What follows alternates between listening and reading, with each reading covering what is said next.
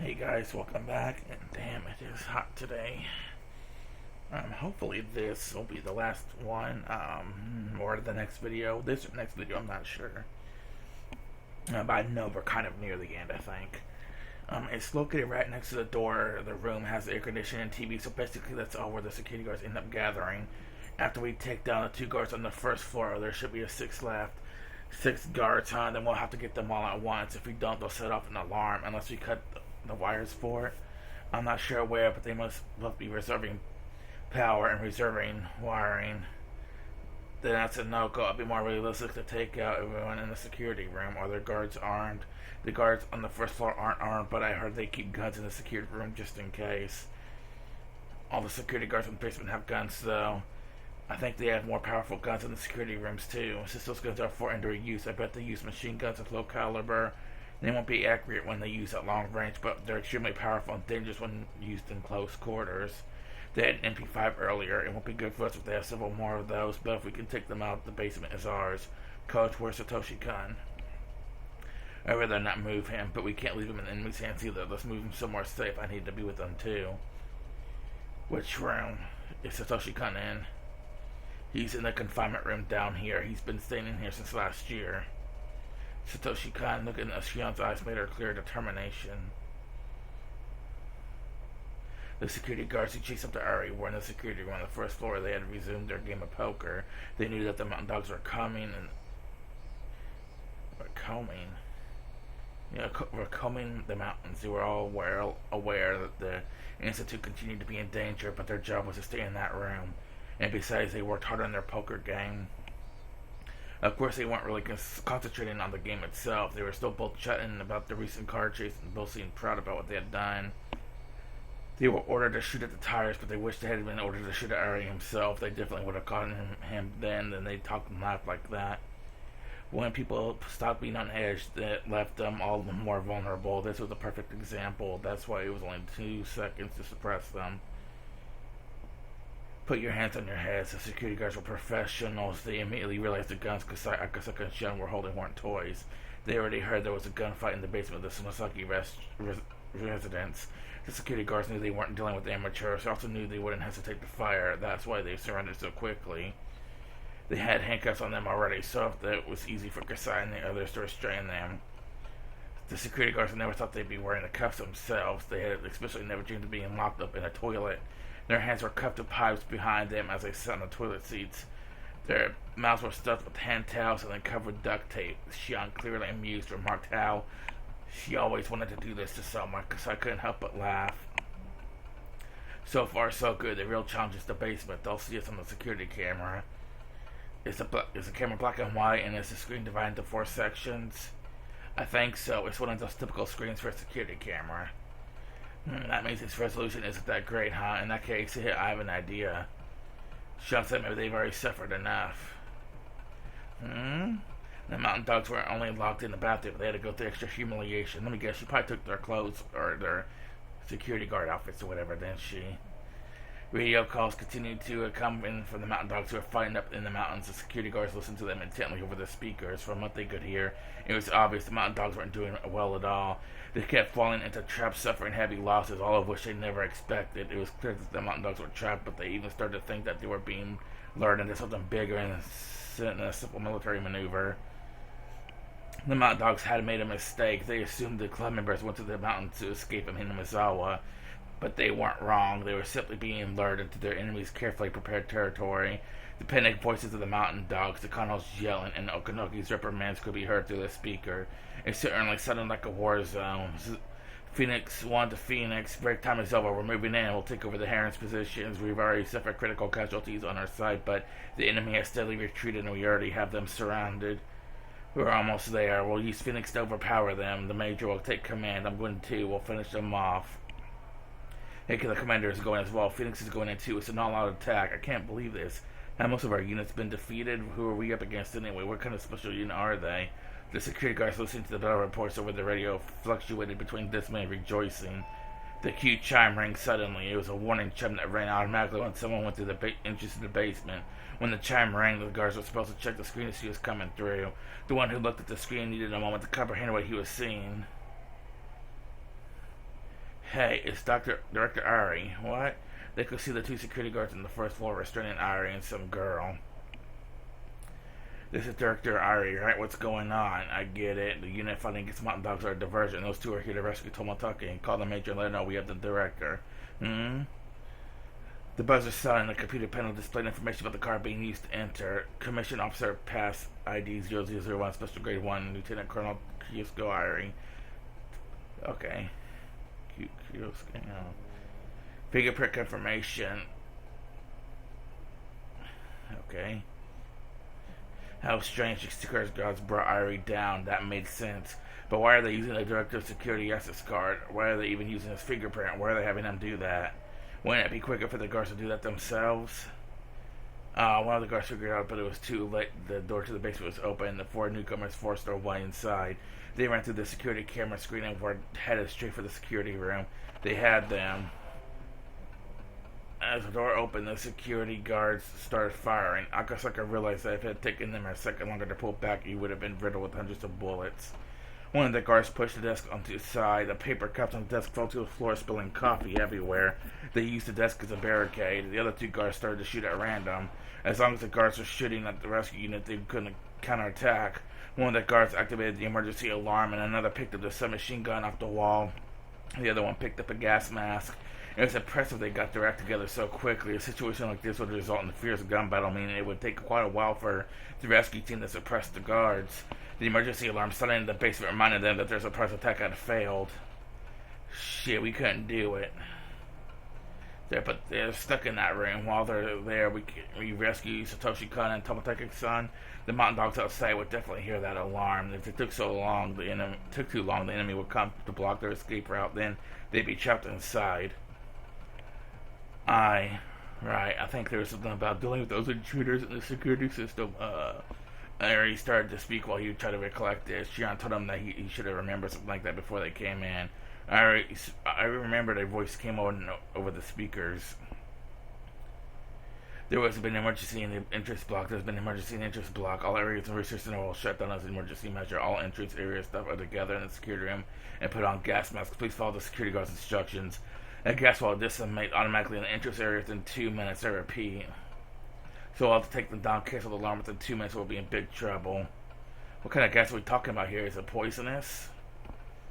I think it's definitely something. I'm not even going to attempt that.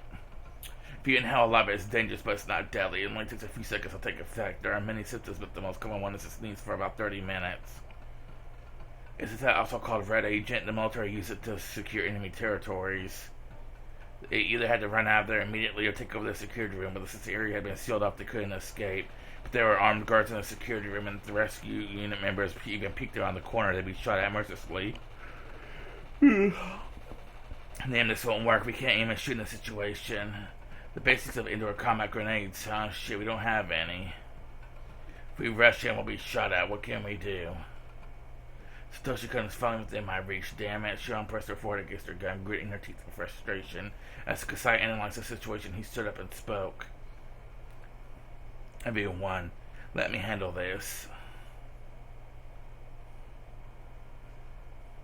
The guards in the security room were on edge too. Once the gas was flowing, everything would come to an end, but the guards knew their enemy wouldn't just sit and wait for that to happen. They come rushing in regardless of the counterattack they'd face. Although the guards would still have the upper hand, it'd be a point-blank gunfight. They wouldn't come out of it unscathed. Therefore, as the deadline approached, their attention increased. The guards never even considered that the door they opened would be shut again. They fired at the door, leaving many small holes in it. After that, it all went quiet. What were they thinking? There was nowhere to hide. The gas was about to be released. Why did they close the door? For what reason did they do that? That was when a loud explosion punched a hole in the door the size of a fist. Not only the door, but the wall in the security room had a similar hole. Is it a magnum? No, that's a slug. A calm voice echoed from the other side of the door. Correct. This weapon isn't meant to be fired at a person. You know how powerful it is, right? Shit, the power of a slug bullet is limited to extremely close-range battles, but it's also incredibly powerful. After all, it's fired from a shotgun, but it doesn't scatter. A shotgun is meant to scatter shots, but it can be used to fire only one huge, incredibly powerful bullet. That's the slug. It's usually used for hunting. It's used to shoot at animals, not humans. If it was used on a human, their arms and legs would be shattered, and nothing would be left of their head. It wouldn't even be called a bullet, it would be called a cannon. It would easily pierce through the door. The desk they were using as a barricade, any guards hiding behind the desk before slamming into the wall. The guards understood very well just how powerful it was. The kind of guns they had shut out many small bullets, therefore they didn't work as well as through a door. But their enemies didn't care about the door at all. The weapon could easily pierce through anything. Hiding behind a desk didn't mean a thing. You understand how powerful my weapon is, correct? If you don't want to die, please turn the alarm off. Come on, the gas will release any minute. We have to hang in there just for a few more seconds. Don't you realize your guns will be scattered all over the floor before that happens? Guns or guts? Oh, guts will be scattered all over the floor, okay. Kasai's voice was extremely intimidating. Only one who would truly understand the power of the shotgun could talk that way. We don't have time. I'll give you 5 seconds. If that alarm isn't turned off in 5 seconds, we'll be prepared for that. Hey, what do we do? There are about 60 seconds left before the gas is released. Calm down, he's nervous too. Don't let him take control of the situation. That's what the deep voice rang out, reverting through their pit of their stomachs. Hey, I've been nice up until now, but didn't you hear what I just said? He must be coming through from the same person, but he had changed so much quickly. Matsuribayashi, Kasai, I'm giving you the chance to live. Are you even grateful for that, you pieces of shit? You don't think I'm serious, do ya? Huh? Answer me. A roar and explosion sounded at the same time, and the upper half of the door disappeared. Numerous lead balls bounced around in the room, breaking the lights and ricocheting off the wall. Shattered glass fell onto the floor. The shotgun had turned the security room into hell. The hurricane of the lead balls blew violently through the room as it shattered and destroyed everything. The guards only could cover their heads and pray. Their prey let the lead balls wouldn't hit them and endured the falling glass. Before they had a chance to recover, Kasai jumped through and what was left at the door and kicked the desk aside. He stepped onto one guard's head and yelled at the others. Alright, who wants to be missed first, huh? Is it you? What happened to the attitude just now, huh? No, I give up. Don't shoot. Don't waste my time, you shithead. Do you want to die? I've dealt with far more dead people than any of you. Why? Sorry, please don't kill me. They dropped their guns voluntarily and got on the floor with their hands on their heads. Even Sean couldn't believe what just happened. There were several of them, and all had been amply armed. Kasai had a weapon too, but it was his presence that defeated them. Even the mountain dogs couldn't quell what Kasai wants them to go through. What the heck are you taking a nap for? Do you want to inhale the gas? I can easily rip your mask off, you know. Turn off the fucking alarm already. Okay, I'll turn it off. Don't shoot. One of the guards got up in a hurry and switched the alarm off. Kasai stood there calmly, but were only seconds away from the gas releasing. Sean and Akasaka came to their senses and quickly moved into their room to help Kasai subdue the guards. Kasai, you are... I never want to do something like that again, but it was an emergency. Please forget about it. That was the Kasai Shion knew, but in the end, Kasai hadn't killed anyone. Shion remembered Kasai telling her now how terrifying shotguns were in the basement of the Sonozaki residence. That was Shotgun Tatsu, whom all the people in the Shishibon were so afraid of. Let's hurry. The alarm has gone off already. We can't stay for long. You're right. Let's hurry. And Kasaka and Kasai pulled out the guards' handcuffs and restrained them. So Satoshi-kun, where's Satoshi-kun? Now that security room is under control, Shion realized there was nothing keeping her from seeing Satoshi. She was getting anxious. Ari had shown her the map. He must be down here, she thought. Shion already started to run. I'm going to. We have to evacuate Satoshi-kun and Tomotekke-san. Alright, go ahead. 1, 2, 3, 4, 5. Akasa felt a chill running down his spine. Ari said there were 6 security guards. Shion wasn't paying attention to anything now. She was only thinking about her reunion with Satoshi, and she could hear in her left ear. To make things worse, the security guards went on the left side of Shion. Shion had to regret letting her guard down just for a bit too early. The mountain dog jumped down, grabbed Shion, choked her neck with his thick arm. There's no way Shion could get out of this situation alone.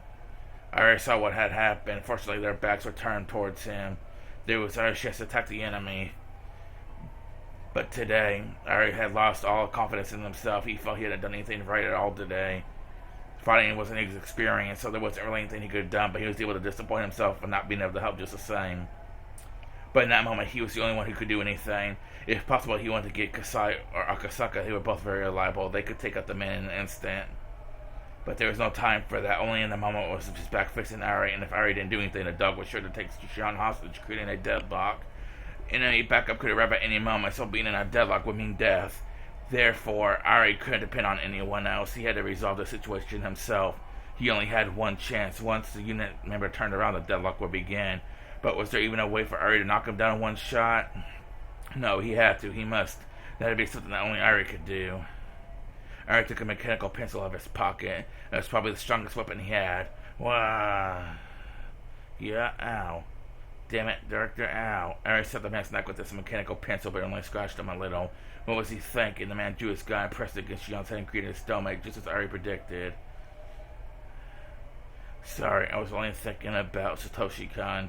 Shion's eyes were filled with tears. Okay, Director, could you please tell your friends to get rid of their weapons? Going by that huge sound before you, one of you has a pretty big gun. I don't want to get shot with that. Come on, Ari. Remember Kasai's son from earlier. You can do it. Don't make me laugh. Do you really think you could deal with me here in this basement of the Yari Institute? What? Don't assume this is a regular mechanical pencil. This is actually a syringe that Takano-san developed.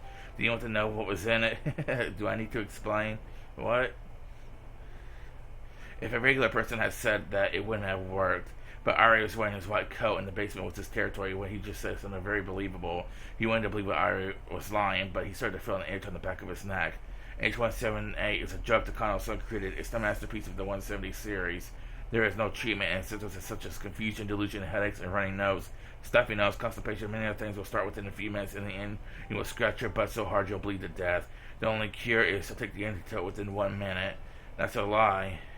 30 seconds have passed. It's going through your heart by now, and soon it'll be everywhere in your body. Don't your lymph nodes itch yet? Do you snore or fart when you sleep? Sean could only watch his pathetic act in silence. But for the mountain dog who worked as such a shady research center, what Ari said something totally believable. Shit, okay, I give up. Hurry and give me the antidote. Or the shot. That's the correct way to ask him to do something for you. Okay, give up, sir. Please give me the shot. No, that's not good enough. That's not how you talk to your master. I'll tell you one more time. Are you ready? I have to inject you in the butt. Get on your hands and knees with your pants down up to that. Stick your butt up by putting your shoulders on the floor. Bite your right thumb now. Turn around. There you go. Shake your butt and beg me to forgive you. Okay, this is funny. What, you can't do that? That's complete loyalty to their masters, their selfish devotion. That's created the virtues of culture we enjoy today. But look, this is what's happening to that wonderful Japan nowadays. Youngsters have forgotten the spirit of maids. Tan their skin, started wearing loose socks and flashy Hawaiian fashion. What happened to the Japanese women in the good old days? Be careful of excessive tanning and take care of your skin to keep. No, why'd it go? Take care of your skin, keep it smooth. Socks must be knee high, of course, but garter belts are wonderful too. Once in a while, high socks are okay too, but cultivate the spirit of a maid.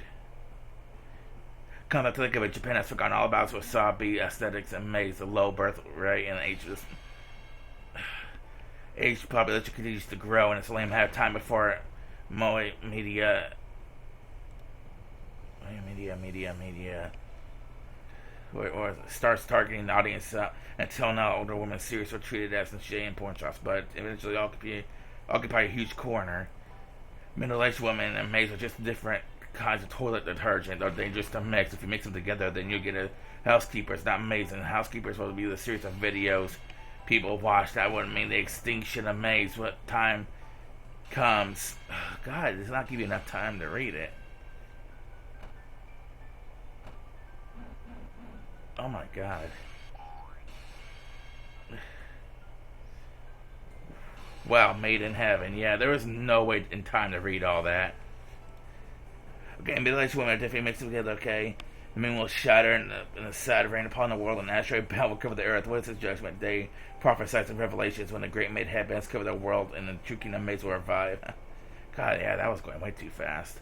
Are you okay, Xian-chan? Yes, thank you. Coach, I guess I got son Kasaya here. They got him. What? But I'm not finished teaching about maids yet. You can continue later, Doctor. Satoshi-kan, there really was nobody left to stop her. Shion ran down the hallway at full speed. It was right there. There was a huge window in front of Shion that allowed her to look inside. Shion threw herself out the window. Satoshi was there lying on the bed. He was sleeping with his AV connector to his arm. There were some wires attached to his forehead and a chest to observe his brainwaves. The waves of light displayed on the machine they connected to prove that he was at least still alive. But he might be sleeping very deeply. His face was pale and he looked very like he was there barely any left life in him. God, that was terrible reading. He is alive, right? Satoshi-kun is alive, isn't he? Calm down, Dr. Ari, hurry. Ari brought in that stretcher to load Satoshi onto Kasai opened it up. Alright, put Satoshi-kun on it. Shuts up. Before we take him out of here, there's one thing I want you to promise me. Alright, give him Shion a condition. What is he saying now? Shion angrily thought. I'm going to move him onto the stretcher, but don't try to wake him up. Do you understand? I want you to promise me. But why? Why can't I wake him up? That was the first thing Shion wanted to do. She wanted to tell him personally that he was free. But I was telling her that she couldn't do that. I know it's hard. I'm going to tell you the truth quickly. Satoshi-kun suffered serious emotional damage on that day. Fortunately, he's alive, but he can't tell his friends from his enemies or truth from fiction. He is suffering from a serious delusion of persecution and fear. To escape from that, he would attack anyone. In fact, one of the clinic staff was seriously injured last year so much that she had to go through facial reconstruction surgery. He would even attack you. Shion finally noticed it. While Satoshi was covered in a blanket on the bed, there were 2 belts over that blanket, holding him down on that bed. And that he also had leather straps around his arms. He was restrained to the bed. The belts had some marks on them, but he ever going to get better? The silence that followed was cruel. Ari wanted to tell her that he would be cured, but he was a doctor. He knew he shouldn't say anything irresponsible, and so that's why he couldn't say anything. What is it? What the heck is it? Are you saying Satoshi-kun will never say anything anymore? He will never wrap my head ever again? Why? Shion cried as she pounded on the glass. Stop. If you really care about him, please don't wake him up. That's what he wants to. If you wake him up, he will likely hurt you. He doesn't want you to see him like that either, so please try to understand. Why? Why?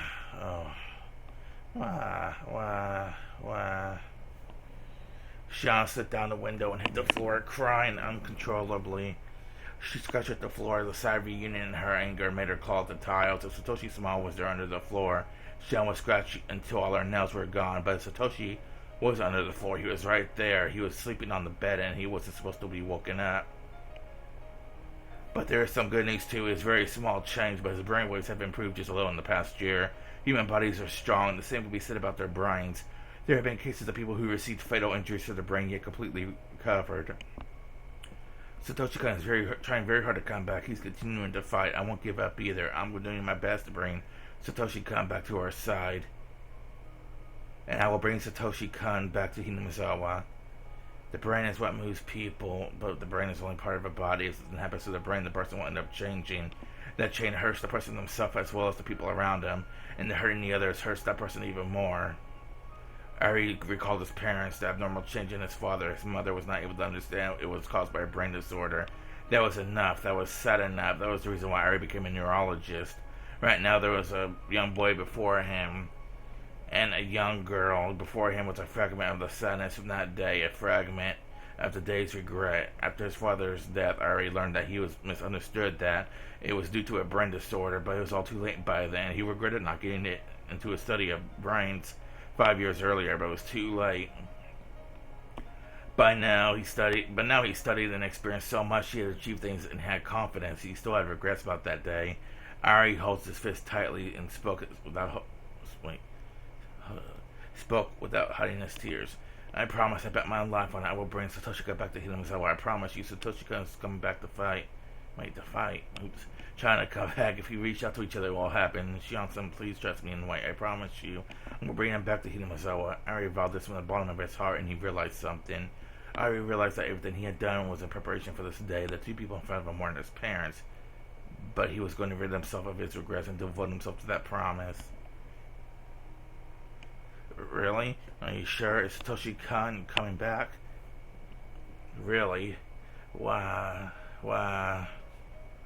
Yes, he is. I bet my life on it. He's coming back to Hinamizawa. So, Shion-san, please wait until that day, and we'll welcome him back together. Do you think you can wait till that day comes? Can you keep the secret from Satoko-chan? Yes, if Satoshi is coming back, I'll do anything. I'll endure anything. Please look over there. There was something in that corner of that dark room. It was the giant teddy bear that Satoshi had bought that day. He worked so hard and saved a lot of money to buy that for Satoko-chan's birthday. Can you imagine Satoshi-kun leaving without giving it to Satoko-chan? No, you can't, can you? Satoshi-kun will come back to you and Satoko-chan with that teddy bear. Please just wait until that day comes. Can I come visit him, though? Of course. Can I sit next to him and read a book to him? And oh, absolutely. I'm sure he'd like that too. Oh. Sean started to cry again. Kasaka came into Tomatake, but he couldn't say anything to her. I'm glad you're safe. Once you call the bloodhounds, everything will be okay. Well, it won't be that easy. The gun earlier destroyed the radio equipment in the security room, but the mountain dogs have cut all communications leading out of the village, so the only way to get in touch with Tokyo would be to leave. If that's the case, we'll have to break into a car. Mion-san and the others are doing a great job creating some time for us, but they will be cornered eventually. We have to take Tomoteker-san out of the village so he could call the bloodhounds. We have a problem. They already cut the phone lines, and once they closed the road to town, too. They're also supposed to carry one high explosive anti-tank weapon in case a vehicle tries to break through. An RPG-7, they aren't expecting a tank, so I guess they'll be using high explosives. Even if they don't hit us directly, they might flip the car. They're not easy to deal with. But unless we use the highway, it would take too much time. We can't take any detours. They're all doing great, but I don't think they'll last until sunset. We have to hurry. We don't have any time to waste, Tom. We've got to take Mr. Tomotaka to Okonomiya immediately. Coach, head to a safe place with Satoshi-kun. Let's get out of here quickly. It's only a matter of time before they show up. Shion's eyes were swollen from crying, but she had calmed down. Satoshi said she depended on their victory. They'd win for his sake, too. Although this is a very sad situation, Satoshi was alive, and he could have come back someday. Shion understood that, but yet more tears poured from her eyes. Sis, everyone, thank you. We've succeeded over here. Okay, guys, I'm going to take just a few minute break to catch my breath. Okay, so I was trying to catch up on the last couple episodes of the anime during my, catching my breath and whatnot, man. And they really cut out so much in the anime. I mean, I know how long each of these parts of Higurashi are, but, it's hard to fit everything in and all the, little details of the descriptions and whatnot. But, man, they didn't even, have Kasai yelling at them and stuff. And he didn't even have that, whoever didn't even have Shion in a chokehold and had Dr. Ari to beg for having his butt on the ground wiggling for a shot or whatever. They didn't do any of that, man. They cut out a lot of stuff. Okay, back to, I guess this is the closest point. Takano didn't have enough stamina to walk around the mountains. She was running around out of breath. But even so, she continued to scream at the mountain dogs on the radio. She wasn't using the intercom like the mountain dogs were. Instead, she was using a communication unit on the back of one of the dogs, so he constantly had to listen to her yelling. Damn, everyone is so useless. How can they call them such a special unit? Whatever happened to that famous mountain dogs, huh? Takano bit her lower lip and squeezed her left arm with her nails. Her arms had nail marks all over them. She was holding her grandfather's research scrapbook in her left hand. Even Takano didn't know why she was holding that. Maybe she grabbed it unconsciously because she wanted her grandfather to come for her. The mountain dogs were already suffering devastating damage. They had walked into an area where they weren't familiar with, and they wasted their energy on the multiple of traps that had been set. Although they were as tough as can be, they were getting exhausted. Shit, even the major... No, does the major even know any other commands other than attack? Nightingale 1, Nightingale 13, watch out, your left one is down, you're next. You gotta be kidding me. What, why me, damn it? He panicked, the same kept happening. His team members had been going down one at a time, starting from the left flank. He has to be next. Did that mean the enemy was coming from his 9 o'clock? No, the demons didn't think normally on this mountain. Being aware of 360 degrees around yourself wasn't enough. Even being cautious of your ground below your feet and the sky above your head wasn't enough. Where are they fucking coming from? Those bastards. Come here, come the fuck at me. Nightingale 13 held his taser in front of him as he looked around timidly. This taser could have been a powerful weapon, but it was far more effectively used indoors. On this mountain, it was almost worthless. Nightingale 13 heard a noise from behind the bush. He thought he was something, so he fired his taser. The electrodes flew out in the bush. Did he just imagine it? He felt a tug on his taser. Of course, when the taser was stuck in the bush and he couldn't rewind it. If it wasn't useless before, it certainly would come that way. And he heard a noise from behind him again. And this time he saw something coming at him, but his weapon was useless. The newcomer growled at him. Well. Ah, damn you, this is all it took. Because he was so scared he didn't think that this was exactly what Satoko expected. Satoko, who was up in the tree, dropped a metal bucket on his head. It landed perfectly. Wow, what the heck is this? The bucket had some drawings on it. What were they? Were they drawings of strange unknown creatures? They somehow resembled those strange characters you saw in an educational TV program. Are they so cute? Take them home with you. as Rena jumped out from another bush, she hit the buck with a stick. Now maybe she was described as a strike, maybe instead of a hit. The man flew backwards. Kichi was ready for him. The stance he was in looked a bit like, and that's it. He looked like a batter in a batter's box. He was on 1 foot, and that was the legendary 1 foot swing created by the world famous baseball player. The destructive force can't be measured from just one direction. It's a function of both speeds and added together. Kichi struck, and the speed of his opponent created a truly amazing destructive force. Whoa, a home run bunt. With an exhilarating and magnificent sound, the mountain dog flew in the air in the opposite direction.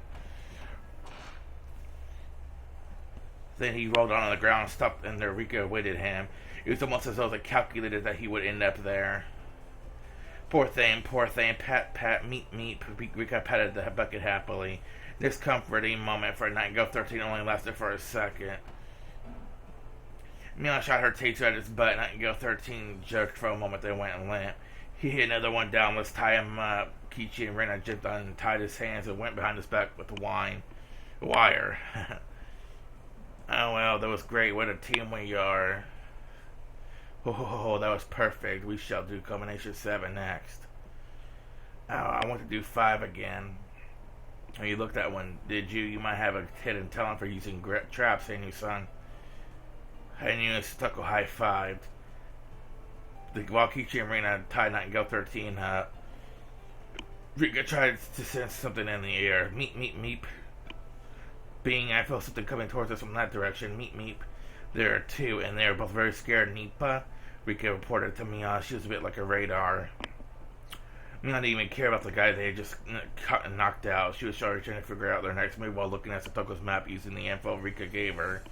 Everyone eagerly awaited Mia's next order. Why are you looking at me that way? You haven't had enough fun yet? Yeah, I guess we're just getting warmed up, huh? Shall we continue? Let's get them all. Yeah. Mian was a great leader. She had both leadership skills and tactical ability, but more than anything else, she was great at encouraging people's spirits. There are no cowardly soldiers under a brave general, and brave soldiers fight like a million men under Mian's command. Nobody could stop Mian and her club members. Both Leon and Okanogi's original estimates were too low. No, Okanogi was thinking something else. Before they started the siege, he likened one of them to a well-trained platoon, but that didn't fit anymore. They were on par with an elite armored division. Foot soldiers couldn't beat an armored division. What Okanogi had was just a company, where it was the air support or bombardment from a warship or an artillery base. Okanogi needed someone to pump a mountain full of hose. He couldn't have that. He needed a submarine to fire a nuclear weapon. If he couldn't have that, he wanted to retreat. Okanogi no longer doubted it. The enemy commander was a genius. Under a mighty commander, all soldiers become heroes. He wanted to see the face of the commander, or at least he wanted to know their name. But then Okanogi remembered that demons used to live in Hinamizawa. He also realized the commander had to be a demon. Let's not go 13, I'm down. Phoenix 4, I'm down. This is Skylark 10. I can hear the voices of children. I'm surrounded. Help me. Skylark 10, fall back. To where? Wow. That is Phoenix. This is Phoenix 9. I found an arm following her. I need assistance. Phoenix 9, where are you? I don't know where you are. Give me your current location. There is a fog. It's cold. This is the riverbank. Phoenix 9, there are no rivers anywhere near us. Calm down. Where are you? What? I can see my dead sister on the other side of the river. Sis. Phoenix 9, answer me. Phoenix 9 is down. Wow, that's kind of messed up. Okay. This is impossible. They must be the demons of this mountain. I know they're all being demoned away. None of us are making it out of here alive tonight. Stop saying things like that. All unit members conduct a roll call and give your members some encouragement. Our enemies aren't demons. They're just a bunch of damn kids. Show them what they've got. Or we've got. I hear that whose intercom is it coming from? Not mine. It's not coming from mine. A bear. Wow. This is Phoenix 3. Are there wild bears here? That was in the briefing. Phoenix 1, let's fall back. Give us approval to use firearms. Don't be stupid. There are no wild bears around here. It's just them. Don't let them fool you. You foolish humans. Know your sins for stepping on this sacred ground. Be grateful to me, for I am giving you a chance to atone. Damn, she is one of our intercoms. Don't let the enemy fool you. You fearless humans, if you could only learn by making mistakes, that I shall teach you. This is Nightingale 1. Where is everyone? Where did you all go? Come in. I see a helpless bird getting lost in the forbidden forest. Do you want to know that badly? Do you want to know about the world of demons? Say goodbye to the world of humans. Curse your foolishness for not listening to my warning. Yeah, who is that? Nightingale roll call. One more down. Who was it? By the way, HQ, I have someone on my left, right? I'm not alone, am I? Do you want me to hear more painful voices? Yeah, what was that? What made that sound? I've seen someone jump in front of a train before and made the same exact sound. Well, that's the sound of the human body being crushed. No, I don't want to die like that. I don't want to die. I don't want to die. Please, the God of the mountain, please stop. I'm not doing this because I want to. I'm doing this because I get paid for it. Now I want the base. This isn't working. Too many members are jumping down, and it's almost impossible to get them to fight anymore. We can't maintain the battle line. We're just going to lose more men. Calm down, Nightingale 1. The rest of our soldiers are all amateurs, and I feel you graduated from that hell. So what are you going to do getting shook up? Calm down and set an example. Base is no response from Nightingale 1. I can't believe it, but he's down. This is impossible. They're demons. No, damn it. Our enemy is using even psychological warfare. Those damn punks are winning against a professional and conventional warfare unit. Radios are usually helpful communication tools, but in this case they backfired. The club members took an intercom from a mountain dog they knocked down and used it to corner the other members psychologically. It worked even more than effectively because they were in enemy territory and were unfamiliar with the terrain. The best solution would be to make everyone stop using the intercom, but that would give the enemy more chances to attack them individually. Okanogi was growing fearful of the club members as he still hadn't grasped their true identities. However, Takano still hadn't recognized how serious the situation was. She kept yelling at the mountain dogs to get their act together. Okanogi could tell she was exactly the type of commander who only committed to attack and let her men die, but Takano's reckless orders were working in a way. Although the club members were winning, their area of operation was getting smaller. The club members were trying to lure their enemies to trap area one after another. In other words, they were defeating the mountain dogs by allowing them to come into their territory. The mountain dogs were about to be annihilated, but the curtains were closing on the club members' theater too. Okanogi realized his enemies were trying to finish his battle in a hurry, and the mountain dogs fell back. Everything they'd be done would be for nothing. He didn't want to, but he had to follow the princess's orders. Okanogi figured he was finally about to get his enemies. Henyu and Kichi continued to act over the commander's radio. Oh, that was great, Henyu-chan. You sounded like a real god. You are really awesome, Henyu. I never thought a normal person could sound like that. That's because she is a god, Nipa. Oh, but Kichi was great too. His scream was incredible, like someone was strangling a chicken. Oh, that was easy for Kichi-san now. In our club, he's known as the Magician of Words. Words. Okay, I didn't know if that's the words or worlds for a second. So if my opponent's a human being with ears, I could control him. You should become a voice actor. I bet you'd be famous, Nipa. Can you hear me? I am Takano, Major Takano. I am your boss's boss. Listen, well, there's no god or demon. If there is, then you can still fight. Drag God down from his pedestal. Skylark and Nightingale join up and reorganize your forces. Phoenix, you join the remainder of the Heron. Their enemies are near the top of the mountain. Their base is probably somewhere by the forestry service's storage shed. They're at the top, so of course you can see their arm movements. They'll be trying to ambush you, even if you have to stop each other. Make sure you take them out. Major, let's arm ourselves. We need more than tasers. Absolutely not. We finally surrounded them. If we fall back, they'll escape. We almost have our hands around their necks. We just have to squeeze them. At that same time, Okanogi received another radio call. Using that line, his caller didn't want Takano to hear the conversation. Okanogi understood the meaning of that, so he walked away from Takano next to quietly. Commander, the vehicle, the Phoenix 1, this has been an emergency. The research area of the clinic has been attacked. We received the intruder alarm for the entrance area, but it was turned off. But whoever turned it off didn't follow the false alarm procedure. We've been trying to confirm the situation, but there's been no response as of yet. All the security unit members in the basement have gone quiet. Okanogi understood everything. He had been fooled.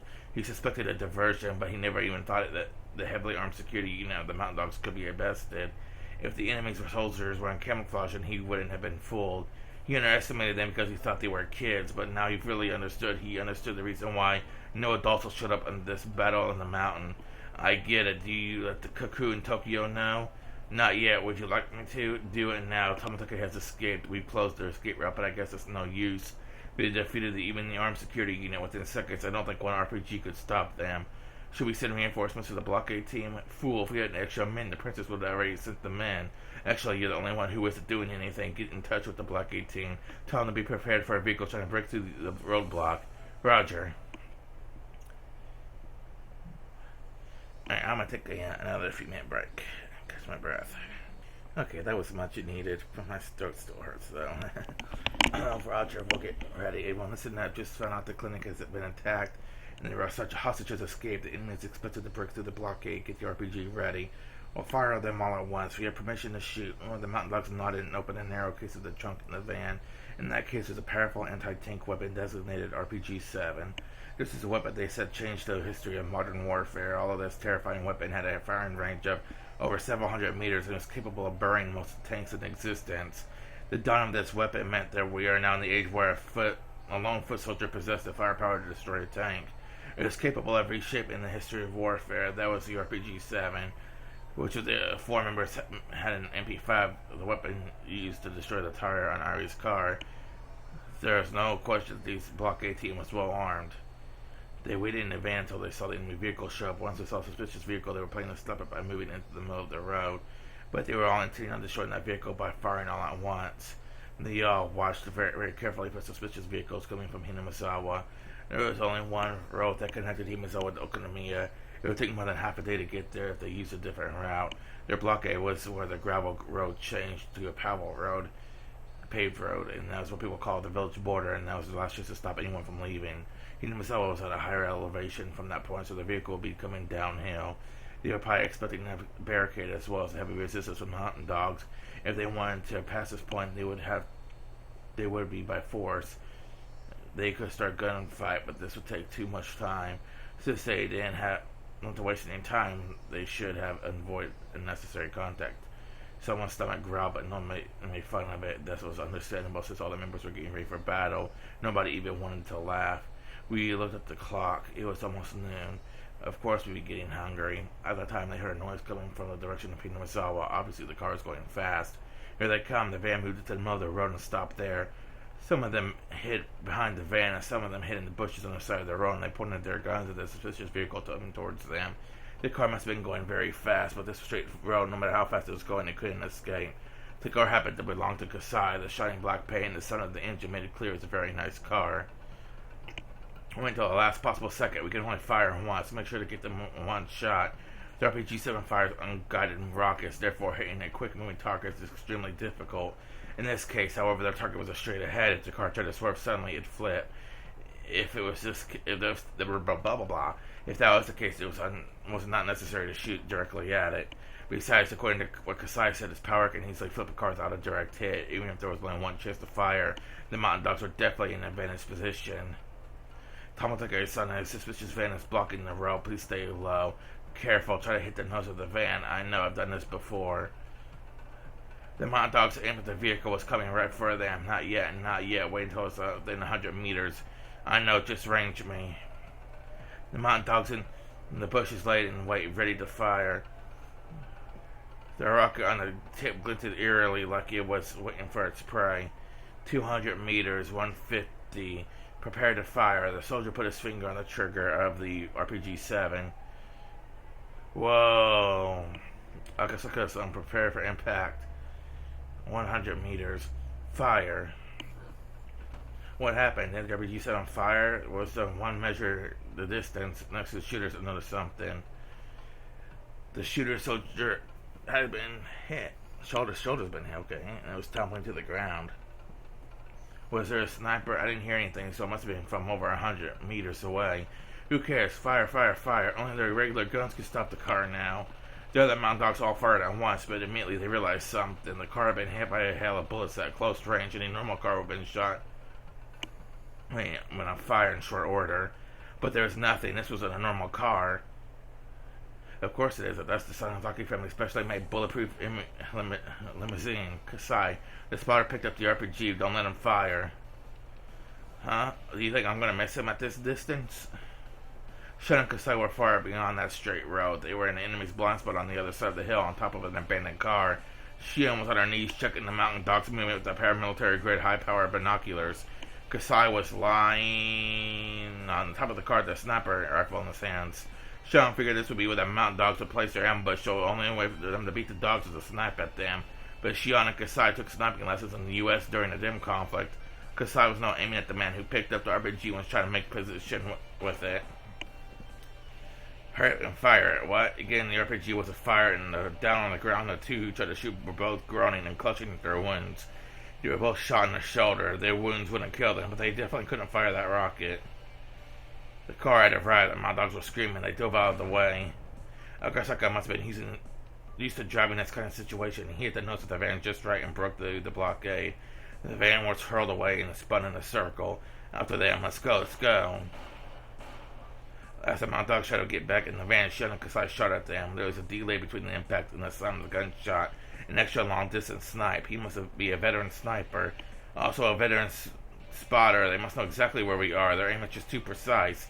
The scope on the sniper rifle is one that's specifically made for sniping. Therefore, the field of vision is so narrow that the sniper is unable to see their surroundings well. That's why it's already necessary to pair up with a spotter. A spotter uses powerful binoculars to probe the situation and communicate information to the sniper. Snipers can't do their job alone. Their potential is unleashed only when paired up with a spotter equally as skilled. They tried to stand up and climb into the van, but the ultra-velocity rifle bullets pinned them down. The bullets ripped through the air, traveling faster than the speed of sound. The noise those bullets created was nothing like sound from a normal gun. It was almost like the Grim Reaper himself was swinging down his side. Furthermore, they could see the mountain dogs, but the dogs couldn't see them. Only those actually had experience being sniped at could understand this fear. We can't even go near the van. Forget about us. Just go. Okay, we'll go after them. There was a driver and one mountain dog in the van. They had to leave it, otherwise it would be too late. The driver made a snap judgment slam on the gas pedal. Are they after us? Yeah, they're after us. Boy, he drives well. He's catching up in that van. Haha, he's worrying. Please fend them off. Yeah, I'll leave it to you. Tomotage opened a window near one of the back seats and leaned out. Hot air blew into the car. Though the car was jolting up and down the bumpy road to check the mechanism of his gun calmly, he did it naturally, as though examining his favorite camera. The gun had been taken from one of the security guards in the basement. Whew. One of the dogs in the van held the same kind of gun in his hands. Their weapons were evenly matched. The road was no longer straight, it curved like a snake. There was some bumps and sharp curves which made things in the car fly all over. A gunfight in this situation would be extremely difficult. Tomotage realized he'd run out empty in no time if he wasted bullets, so instead of firing recklessly, he carefully waited for the right distance. And in doing so, he tried to convince his enemy they were still out of range to make them close the gap. In other words, the mountain dogs couldn't take it any longer. He fired, wasted his bullets on the bumpy road. Some of those bullets hit the body of Kusai's car, making a nasty metallic sound. Tomotake's son, it's not safe to lean out like that. Don't worry, shut that clumsy can't hit me. If he was my student, he'd have to start all over. In a situation like this, it's safer to wait and see for a moment.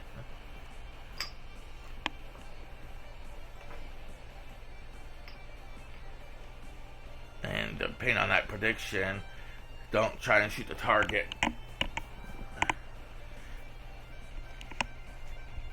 Try to let the bullet find it, just like this.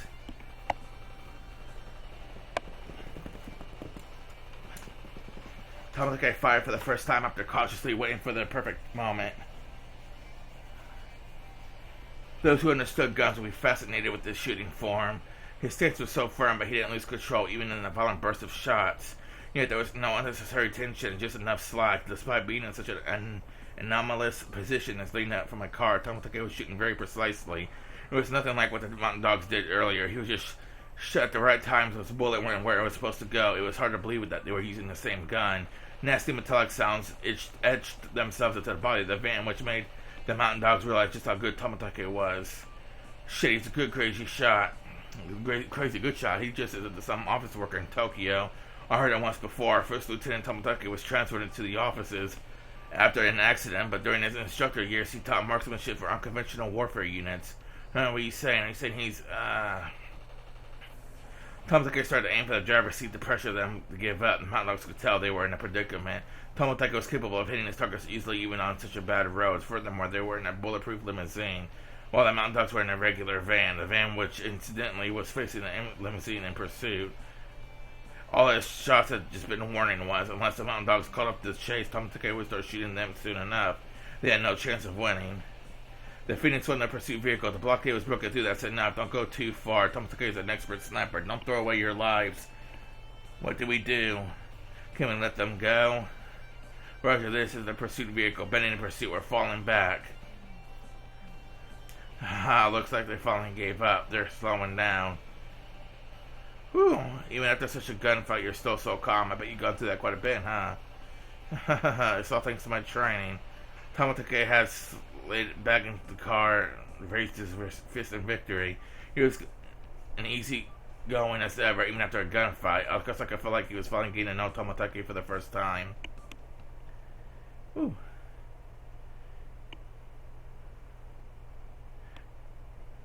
First Lieutenant Tomatake, I'm glad you're safe. We were so worried that we couldn't get in touch with you. Tomatake was making a call from a telephone booth outside of Okonomiya. The phone lines around there were in a different network than the one the mountain dogs have sabotaged. That was why he couldn't make the call. Tomatake had called Tokyo immediately. He told Tokyo there were some spies from the mountain dogs within Tokyo's research division, which is how they found out where he was. He told him about he was captured, but that he had escaped. He told him they were fooled by the diversion and that they were on the mountains as they spoke. While he was captured, Major Takano, the ringleader, had hinted at the existence of the mastermind she was working for, etc. He explained everything that he learned thus far. Please take control of the Area Institute immediately. They've already fired repeatedly, and it will only be a matter of time before the villagers find out something. I urge you to give the command for the Bloodhounds to take action. Hello, this is Oka in the Research Division. I'm glad you're safe. The Bloodhounds are already standing by in the air, approximately 30 kilometers south of Hinamisawa. We've been requesting an order to move in, but the higher-ups are stubborn and don't want any problems, so they've been hesitating. But if you're safe, and that makes things simple, I'll tell you then what you just told me now. I'm sure they'll approve the operation immediately. The Bloodhounds will arrive within 20 minutes. Hey, we just got an arrest order for Major Takano, Lieutenant Okanogi. We also got orders to secure the Area Institute as well as disarm the mountain dogs. All thanks to you. Great job. Tomatake walked out of the telephone box. Is everything settled? Yes, the Bloodhounds are moving in. They're already standing by in the air and should arrive within 20 minutes. How powerful are they, these Bloodhounds, that is? The mountain dogs are a multi-purpose unit largely deployed to preserve secrecy, but the Bloodhounds are elite units specially trained to do battle. Both their skills and their equipment are far superior. Their things will be taken care of very quickly. Akasaka looked at his watch. It was about 12:30. The Bloodhounds would arrive in about 20 minutes. Akasaka remembered how hungry he was. It was lunchtime already. If he was brave enough, he would head to a noodle shop, but by the time he was done, everything would have ended. For the mountain dogs who fought well until the last moment possible was ending rather too soon. They were in an area where rice fields and the residential area mixed as the border of Okonomiya. The sun was covered by a thin layer of silver clouds and a cool breeze was blowing. It looked like it might even rain a little. The two of them couldn't even remember how many times their lives were threatened that day. They wanted nothing more than the rain to soak their bodies. After a while, Akasaka-san spoke. So what do you think, Tomatake-san? What do you mean? I think I'll go back to Hinamisawa. They're still fighting. Yeah, that's true. Are you sure we're safe here? Because Jen is waiting for me. I haven't kept my promise yet. Okay, then let's go back. I actually have stuff to take care of too. I was thinking of going back anyway. Akasaka-san, have you been on a helicopter before? I have a permit for one. They watched the breeze blowing over the rice fields for a while, then returned to the bullet-ridden car. The car started up quickly, and they drove it back the way they came. It was only noon, but there was still plenty of time before the Watanagashi festival began. Clouds covered the sky, and it suddenly grew cold. It was going to be rain a bit, according to Okanogi's intuition. They already knew their enemy had broken through the blockade and hadn't told Takano about it. But then it really didn't make any difference if she knew or not. He also wanted to reach the top of the mountain. Okanogi was only thinking about one thing. He was thinking about the enemy's commander who made the day so horrible for him. He just couldn't accept his defeat until he saw the enemy's commanders face to face. The battle was already lost. They had just a princess who didn't think they had yet. With the rest of the mountain dogs falling to their traps and ambushes, Okanogi had ordered all units except his own to fall back from the front line and into the vehicles.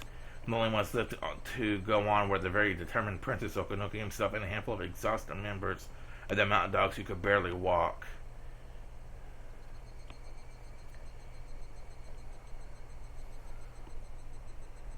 Eventually, the slope became a little more gentle. Okanogi and his companions finally arrived at the storage shack of the Forest Service. The club members were already aware that... Sorry about that, guys. I was being handed some food for a second there. Club members were already aware that the mountain dogs had been almost totally annihilated. Both of the numbers of the strength of the dogs had fallen far below that of the club members. Therefore, when Okanogi saw his opponents line up there to welcome them, he wasn't surprised. It was all the kids who'd driven the mountain dogs to destruction the entire day. They'd all fought with everything they had. Though they overwhelmed us from the start to finish, they used up all their stamina and were on their last legs as well. Still, their willpower kept them standing. A will born of the victor's honor, which God granted only to the winners. There she is. Or Okanogi capture her. Major, how can you even say that to us under these circumstances? What, are you disobeying my order? Oh no, I have no intention of doing that. Okonogi moved his equipment unit, his taser, and all the heavy equipment he had been carrying. He had unbuttoned his shirt and told his men to stay put as he stepped forward. He shouldered forward about half of the distance towards the club members. I am Okonogi, also known as Phoenix, one of the mountain dogs. I'm here to pay respects to your leader. May I have their name?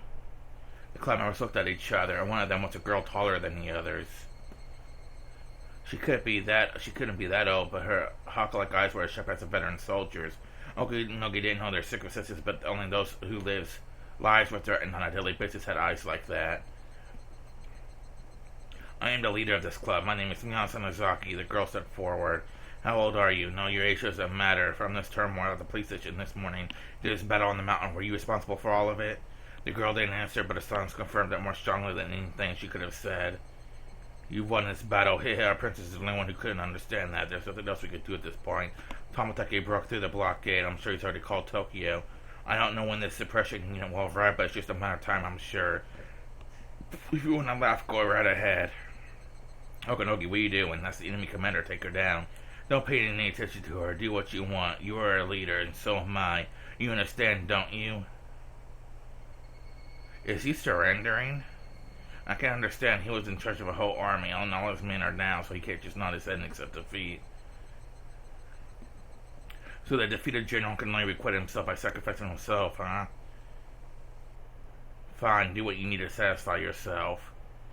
I appreciate it. Miya took a stance. Okonogi took a stance too. Although Okonogi is nothing like Agasaka, he was still a close combat specialist, even when exhausted, and there was no way Miya could defeat him. Takano thought so too. She thought Miya was underestimating Okonogi, but Miya knew that she was the only one who could put him at ease. Are you ready? Take this. Huh? Okonogi ready left, launched sharp from his waist, but Miya deflected it to the side of their elbow, wrapped her arm around underneath it, wrenching it back behind him, and forced it into a hoe. And then she twisted his arm even further. Okonogi was certain that she was going to snap a bone. It was an excellent technique. She took his arm in one flowing motion. It was clear that Miya's self-defense techniques were in spur of the moment. However, she didn't break Okonogi's arm, but instead threw him onto the ground. She didn't deliver the final blow, but rather chose to lock him down, or look down on him, whichever that said. Not bad. Okonogi, what are you doing? Hurry up and subdue her. Shut up, you just shut up and watch. This is a battle between leaders of men. Okonogi got up quickly, took a stance once again, and swung his arm down. But Miyan avoided it effortlessly, just like she did before, and she got us and turned around, and they were in the same position as before. Just like what happened, then she didn't break his arm and threw him onto the ground, looked down at him. A rotation throw, huh? The way you move, it's not that Yoshin-kan technique, is it? It's that classic Kobukan one. By the way, when you take your opponent's arm, you can knee him in the face if you want. I see. I'll try that next time. Oh wow, Miyan is incredible. She's actually standing toe-to-toe with their commander. Okonogi, use your weapons. What do you think you're doing? Here I come, ha! He had a stronger dive this time. He tried to kick right through her from a step half away. Yet this time, Miyan stepped in to launch her own attack, jumping right towards the foot, trying hard to kick her. Miyan kept herself low as she entered close range with Okonogi, shutting out his leg trying to kick her. But of course, he went after her head. Okonogi raised his right arm to elbow her in the skull, but this time Miyan rose up using both hands to keep his arm from swinging down. Unlike the flowing motions from earlier, this was simply a contest of strength. His physique was overwhelmingly superior to hers, so she couldn't win the test of strength.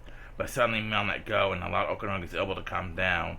Then she stepped to the side, something they repeated before. Okonogi's arm was held back, and he ended up in the same position. But what came after was different. Okonogi's face was lowered as Miyan's face lifted his arm up high, and then she swiftly brought her knee to his face. It was exactly the technique that Okonogi told just earlier. Okay. And once again, he was down on the ground. That's it. You learn quickly, don't you? You know, strategies, tactics, and combat. You already have everything you need to be an effective commander. You should have been in my position. You should have been the one to lead those shitty mountain dogs. Huh? Sorry, I never want to be a leader of shitty unit like yours. Miyan scoffed. Okonogi looked with a smile, too. He wasn't trying to be humble. It was just a pure reaction. You're right, you shouldn't waste your time on Japanese unconventional warfare units. I bet you could lead the SAS Delta Spetsnaz whatever you joined to be one of their best. In any case, SAS Delta Force, lame, all that's just way too boring. Guess you're right. Tell me then, what kind of folks do you want to be CO for? I'm not interested in being in charge of any units at all. Being a leader is fine. A leader of the British Intelligence Service, huh? That's fitting.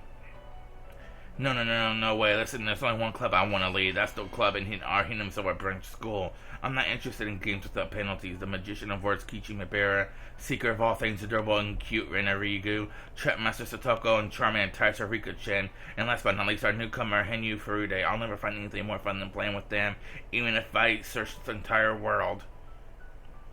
No wonder we couldn't win. With her as their leader, there's no way we could have won. Okonogi, get a hold of yourself. Takano yelled at him, but Okonogi didn't hear it. Are we finished with the warm-up? This next one is for real. You're going to die. Be ready for that. Come on. I'll give you a fitting end. Something you've been waiting for all this time. Good enough. Here I come. Okonogi took about 5 steps backwards and breathed deep. His body twisted as he gathered all his spirit into his right fist. Just as he said, his next attack would be for real. He was putting everything he had into this one final blow. Mion narrowed her eyes, preparing to parry the blow to her side. The sky began to stir. They both felt raindrops on their foreheads. Here I go. I'm going to kill you, so come and get me, okay? Whenever you're done praying, go right ahead. That one tense moment was suddenly brought to an end. Whoa! He dashed forward from a low position, just like a runner from a starting line. Then he had twisted his body into the blow. Then he added the twist of his body to a blow, and his right arm roared with all his power. A bolt of lightning punctuated that moment in time, burning the moment into our eyes. In that moment, Mion's stance didn't change at all. No, maybe she moved like lightning in the moment it struck. We had to recall that moment burned into our eyes to review the scene. Okonogi swung his right fist, which had been enough power to shatter Mion's bones. So if 100% of his power was directed back at him at counterattack, when the lightning struck, Okonogi's body had been flying through the air. It was a legendary technique in Japanese martial arts passed on in Judo and Aikido. The air throw. It looks as if one's being thrown without his opponent even touching them. A miraculous technique that occurs at lightning speed. Of all the techniques Mion passes, it was the most sublime advantage technique, and she could administer on the defeated General Okonogi. The feeling of freedom while flying in the air is more memorable than the impact of hitting the ground, supposedly. When Okonogi hit the ground behind Mion, a heavy rain began to fall, and just as it did, a massive helicopter appeared from the other side of the mountain. The helicopter's rotors stirred up the air and blew away the raindrops like a tornado. The rotors sounded like a tornado too. The rope uncoiled from the rear of the helicopter, and soldiers came sliding down it one after another. The onlookers were stunned for a moment before realizing what they were seeing. It was the Bloodhounds. The Bloodhounds that Tomotachi had called in. Having realized how bad the situation had become, Okonogi returned to the other members of the Mountain Dogs. Nothing was going their way anymore, and the Mountain Dogs ran down the slope and disappeared into the woods. They dragged Takano with them, who couldn't understand what was going on. A voice echoed from a speaker, testing another helicopter circling around the mountain. To all staff at the Ari Institute, today at 12:30 p.m., the Institute's independent authority was frozen, and now is under control of the Bloodhounds. As of the same moment, HQ ordered complete disarmament of all Ari Institute staff. All Mountain Dogs are to disarm themselves immediately and gather at the parking lot of the Ari Clinic or at the storage shack at the top of the mountain. Failure to respond accordingly will result in discipline under not only civilian law but under self-defense force rules as well. Bloodhound members continued to slide down the rope from the helicopter. Even at a glance, they were very different from the Mountain Dogs. They were armed more heavily, and the guns they had were much larger. Such things clearly differentiated between the units. Does this mean that we have won? I don't know. I've never seen this before, so I don't know if we really did. Satoko and Rika sat down and hugged each other. They were both soaked in rain, and that they still sat in the mud. Mion stood calmly in the rain as the leader of winning team. The Mountain Dogs had been in the field. They all ran in with their tails between their legs. Kichi and Rena ran over to Mion.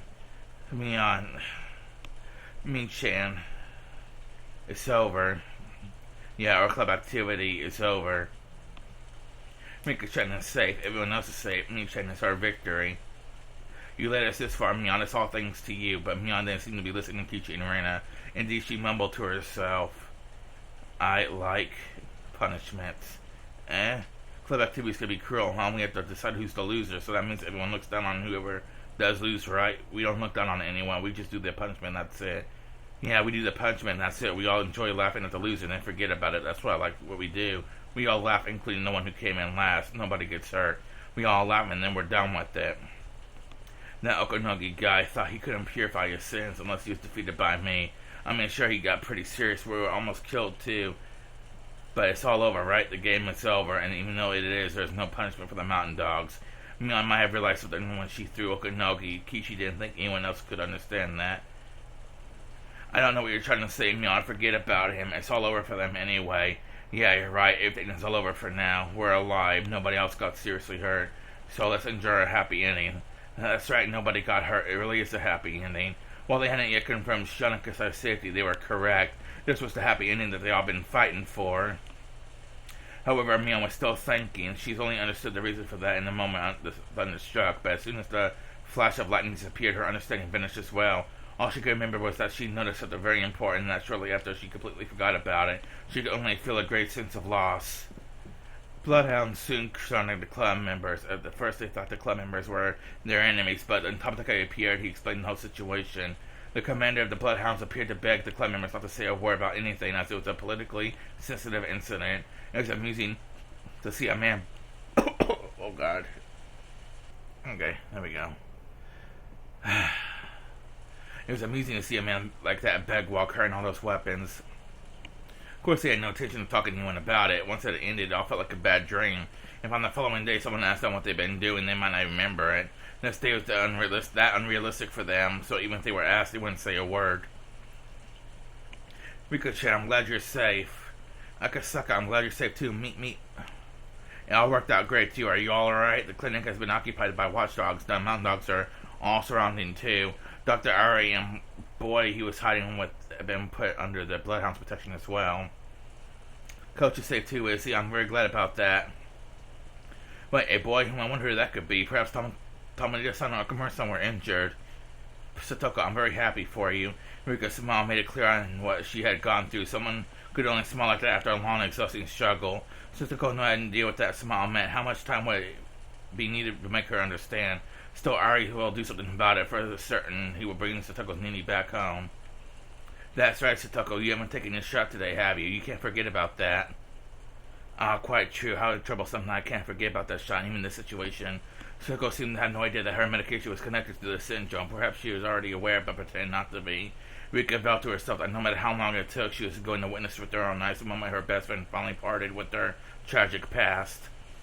At least they only need to take the shot twice a day, and was 3 times for the previous one. Satoko had no idea that Satoshi was involved in the development of her medication. Arya said that Satoshi had as a specimen and contributed as much as Satoko's treatment. Even while asleep, Satoshi longed to ease the burden on Satoko, and those feelings must have influenced Satoko's medicine somehow. Satoko had to inject herself in the stomach. For privacy, she ran to the grove of the trees and gave herself a shot. There was no danger in her doing so. One after another, the bloodhounds dropped down from the helicopters. Each helicopter must have carried at least 20 to 30 soldiers. There was one helicopter at the top of the mountain and 2 more halfway down the slope. Troops were pouring down from all of them, leading to the impression that the entire mountain was under the Bloodhound's control. Nobody fired the weapons even once. The mountain dogs had no choice but to surrender. It wasn't raining hard at all. The sky should be cleared up after 20 or 30 minutes. It was volatile weather, typical of early summer. Satoko returned and he spoke to her best friend. Wait, what? So took over and turned, okay. Suika, I haven't seen Henyu-san around. She was here a moment ago. Huh? Henyu, where are you? It was a stupid mean thing that Tokyo sent more support. They're acting as they know of their loss for a while now.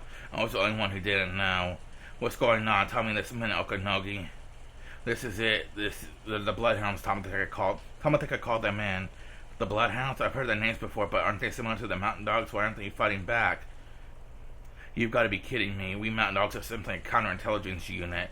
On the other hand, the Bloodhounds are a real combat battalion. There's no way we can defeat them. The remaining 3 members looked at me in exhaustion. Why are they here in the first place? We captured Tomatake. Are there more spies? Who are they? Major, the clinic was attacked earlier. Haven't you heard that? First Lieutenant Tomatake escaped.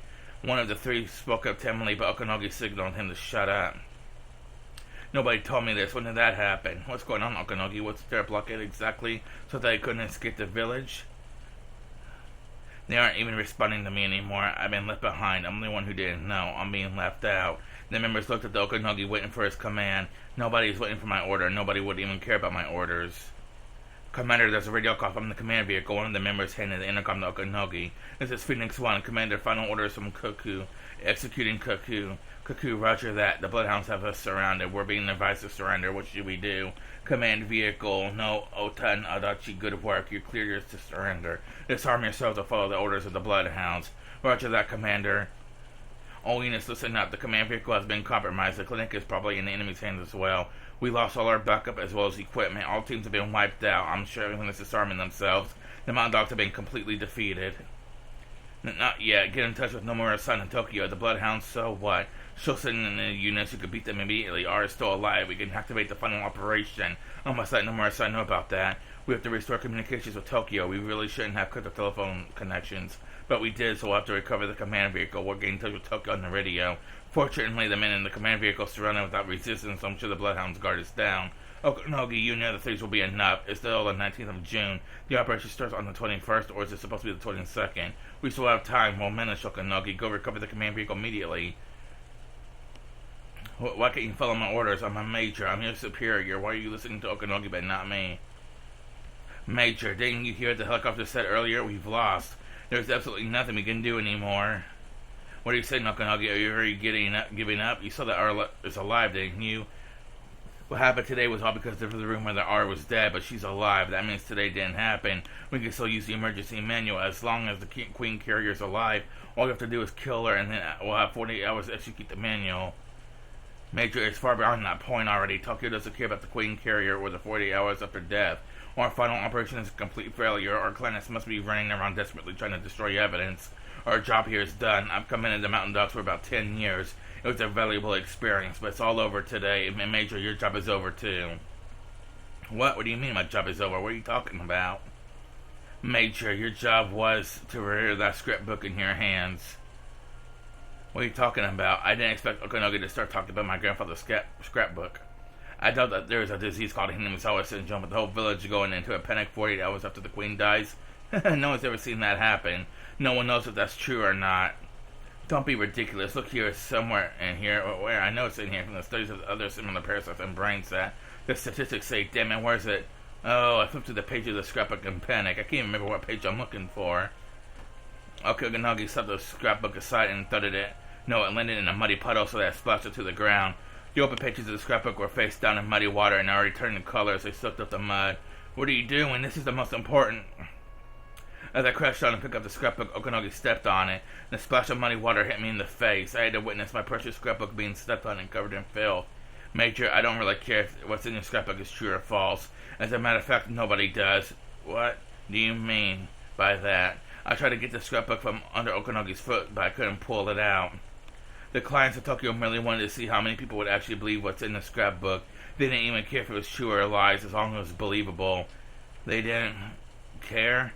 No, they didn't. They just wanted some famous doctors to research the subject and come up with a report full of difficult terminology so they could deceive people. That was your job. No, this is a lie. My grandfather and I researched it for so many years. Come on, move your foot. The scrapbook is getting soaked through. I'm trying my best so it's not ruined, but it's no use.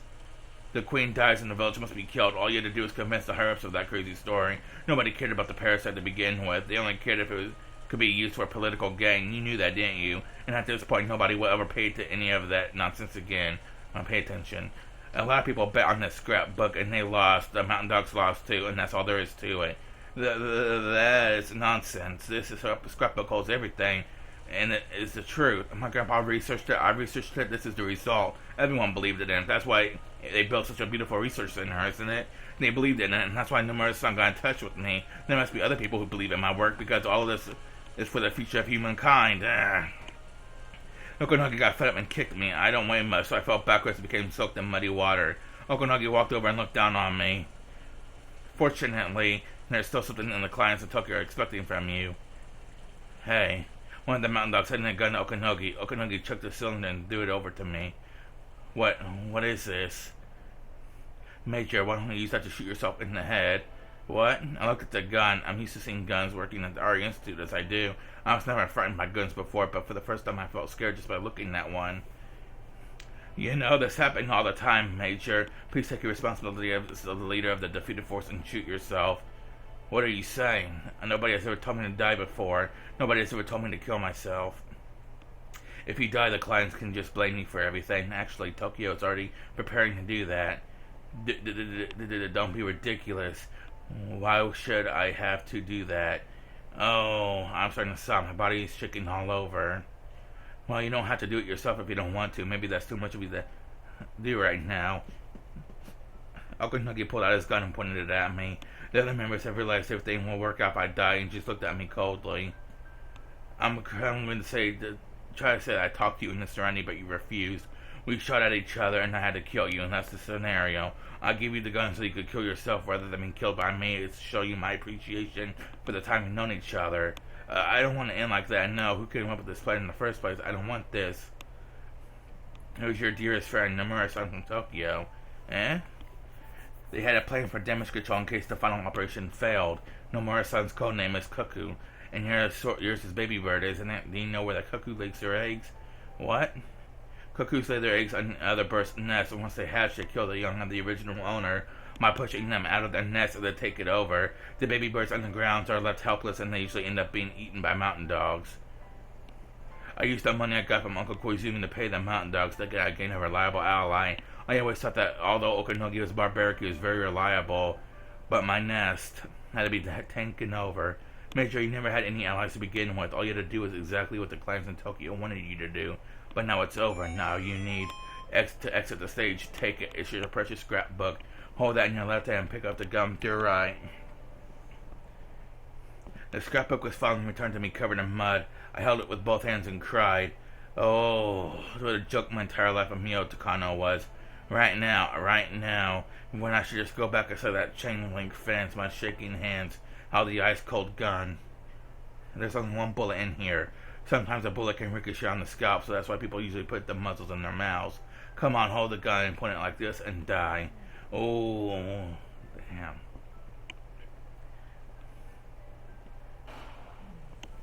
Oh shit, did she really do it?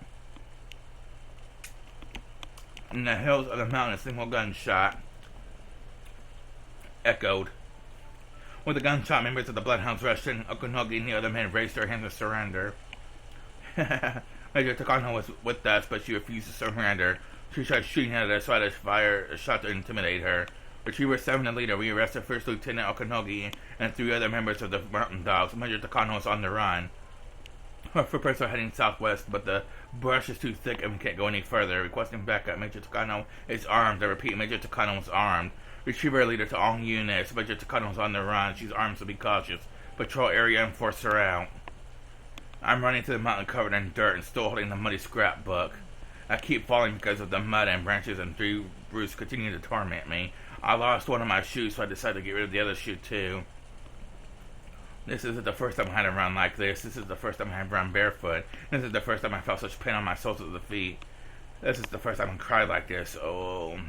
I repeat, Major Takano, disarm yourself and surrender. You can't escape. The mountain dogs have surrendered. You have no more allies. The helicopter above my head is calling out my name. I crawled into the hollow tree. I held my knees and hid. Last time I ran barefoot like this was a very long time ago. My feet are bloody and swollen. I can no longer walk. I can only cry as I bite the corner of my scrapbook. Sadness and humiliation fight for the dominance of my heart. When I feel sad, I cry. When I feel humiliated, I scratch at myself to calm my anger.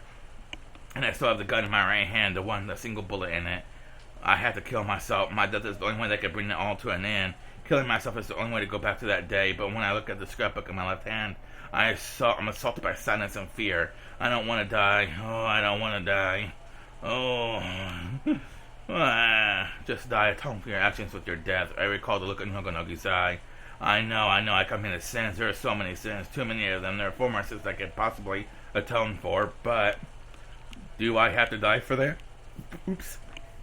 No, I don't want to die. Oh, I know I cried again. No, something. Someone was standing nearby. It's the girl who I met when I came to Hinamizawa when the Art Institute was first opened. I met this girl to shine when I declared war on God. This girl is the god of this place. The god looked down at me and sneered rather than sympathize. Are you still trying to take God's place? Do you still deny that you're a human? Long time ago, no, see, I lost. I lost this game. This is what I get for challenging God, I guess. Human child, are you still after the position of a god? Are you still willing to endure for the sake of opposing the divine? No way, taking to God's place really is impossible. Human child, listen well, I will show you the way to godhood. With a gun in your right hand, end your life. The position of a god requires no flesh. Don't expect people to recognize your existence. Being a god is lonesome. You foolish child wanted to become one, and is still that what you desire? Are you telling me to shoot myself with this? It's something that simple will make me a god. It is so simple. Then what is it? What have I been doing all this time? You shouldered the sins of many others. You purified all their sins by sacrificing yourself. Your courage will be praised, and you'll be allowed to take a seat amongst the gods. What's that? You're telling me to be their scapegoat, to take responsibility for all of them and die? Fuck you, I refuse. I absolutely refuse. Why don't you want that to attain peace in the human world? There must always be one sacrifice of one sin. Is it the truth of the human world? Is it like the method for purifying sin? Didn't you want to sacrifice one girl for the future of your desired? Or for you desired? What are you talking about? I don't understand anything you're saying. You don't because you're human. You don't even know how stupid you were to even want to become a god. I do. I don't want to die for the other reason people want to become god. No way. I don't want to become god at all. I am fine with being human. I just wanted someone to forgive me for being that far away. Oh, wait, what? For being that away. That's all. But, why is this happening? And how will you purify this stain? How will you pay the price? Why does someone have to take the blame? Why they're all punishing responsibility onto other people? Oh God, sorry guys, I suck at reading because I'm Russian, kind of. They're all pushing responsibility onto other people. They maneuver this way, and that's just so they don't have to dirty their own hands. Is that just what happens in the human world? No, that's not it. Because when my parents and my grandpa were alive, things like that didn't happen. We're all happy. Nobody blamed anyone else. How did I fall out of that world? Why am I running around in the mountains alone in the rain? Why me? Oh, this is the punishment for my sins, isn't it? I knew it. I noticed it. I had made a huge mistake, but I didn't want to admit it, and when it was too late, I regretted it for the first time. So this is punishment for my sins. Oh. The human world will want you to purify your sins. They'll be purified when you sacrifice yourself. That's the way of the human world. However, I'm not human. I am a being above man, a being which fills in the missing gaps in harmony, a being that forgives human sins. Man cannot forgive the sins of man. I am the one who forgives the sins of man. I forgive you. Demanding that sacrifice be paid for sins isn't the way of the human world. It's the way of demons. This is not the world of man. This is the world of demons created by a man and demons infesting them. Humans cannot end that way of their world, so I became a god to grant that end. It was over 1,000 years of pain. I wanted to come down from this place. I desired a world where God doesn't need to make peace. And finally, after 1,000 years of time, I found that fragment. Human child, I will forgive your sins in my name. Kneel and repent and ask for forgiveness. Then you shall receive it. God will forgive you. God will forgive your human sins. And God in human form walked up to me and reached out. As I knelt and looked down, he touched my head. And you, where are you? And you, Chad, answer if you can hear us. I heard voices in the distance. And I saw a girl standing in front of me. She's one of Mion's club members, they're my most hated enemies. Shit, she's found me, and Rain had already seized. Decided to come out of the hollow tree. After the rain had grown human, I was starting to sweat all over. I'm soaked in sweat, mud, and rain, and I feel filthy. I've been bitten by mosquitoes, and my body's itching all over. This is why I hate the mountains. Don't say a word. I pointed the gun at her. The girl looked at me calmly as if she didn't see it. At the very least, she did follow my order. What should I do? Should I take her home as my hostage? I only have one bullet. How long can I keep running for? Hen you, where are you? Damn, she really is lost. Yeah, there she is. Hen you, son. And you, where have you, I really am unlucky to the end, or maybe you could call this kind of luck. At the end of it all, I managed to get some vengeance. Do you know what this is? It's a gun. Don't you dare move. The tables have turned now. Damn it, why now? Me don't chain if you don't want anyone else to shoot. Get shots to forward. Don't do me, Chan. Mion steps forward quietly. She certainly has a lot of courage. No wonder she's our leader. Thanks to you, I've been ruined. Some scary men on the mountain want me dead. They won't forgive me, but I can't just go out like that. At the very least, I want some revenge. I know you only have one bullet in that gun. That's right. That one bullet could kill Mion-chan, couldn't it? Tankano, are you going to shoot her? Don't move. If you do, I really might just fire this gun. Don't any of you move. Just stay behind me. How courageous. Is this some spirit of self-sacrifice? Rather be shot yourself and let your friends be shot? Well, it's not that easy to kill someone with just one shot. Of course, it depends on where you hit, though. I'm surprised. How can you be so brave? You want me to shoot you for all the others, just so you know? I mean, think that I'll hesitate to shoot because they'll rush over here and once they hear it, you're sadly mistaken. Go ahead, shoot me, but after you do, my friends will rip you to pieces. Here, let them try. They say you two dig holes when you curse another. Going down along with the great commander who made Okanogi surrender would be so bad. Go ahead and shoot me, but make sure that's me you hit. If you shoot anyone else, I'll put you through hell. Oh my, I'm shaking. No, don't do me, Takano serious. You really will shoot you. Somehow, we'll have to buy some time. Someone from the Bloodhounds will come by for sure. I'm sure they'll wear a blood shirt before I lose my chance. Let's see, where should I hit her? I'm not good at this, so forgive me for not being able to aim that well. Me, you aren't serious, are you? Don't move, anyone. I'm the leader of this club. If I could protect you at all, I'll be satisfied with that. If I don't make it, set up a shining sun in my locker and pray for me from there. You'll be taking over my position, K-Chan. Help him out, okay? Mion is prepared to die. I'm already cornered. I won't accept any words of negotiation. Mion understands that, so she doesn't want anyone else to be killed, and that's why she chose to be a shield for her friends.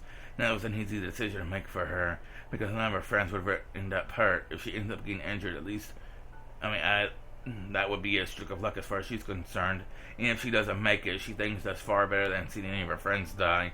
And that's why Takano will shoot, even though she understands Mion's noble intentions painfully well. It's still too visceral for her to accept, so she'll shoot. And will pull the trigger with all the absurdities of the human world running on that bullet. I will shoot her. You all play games often, right? Have you ever played Old Maid?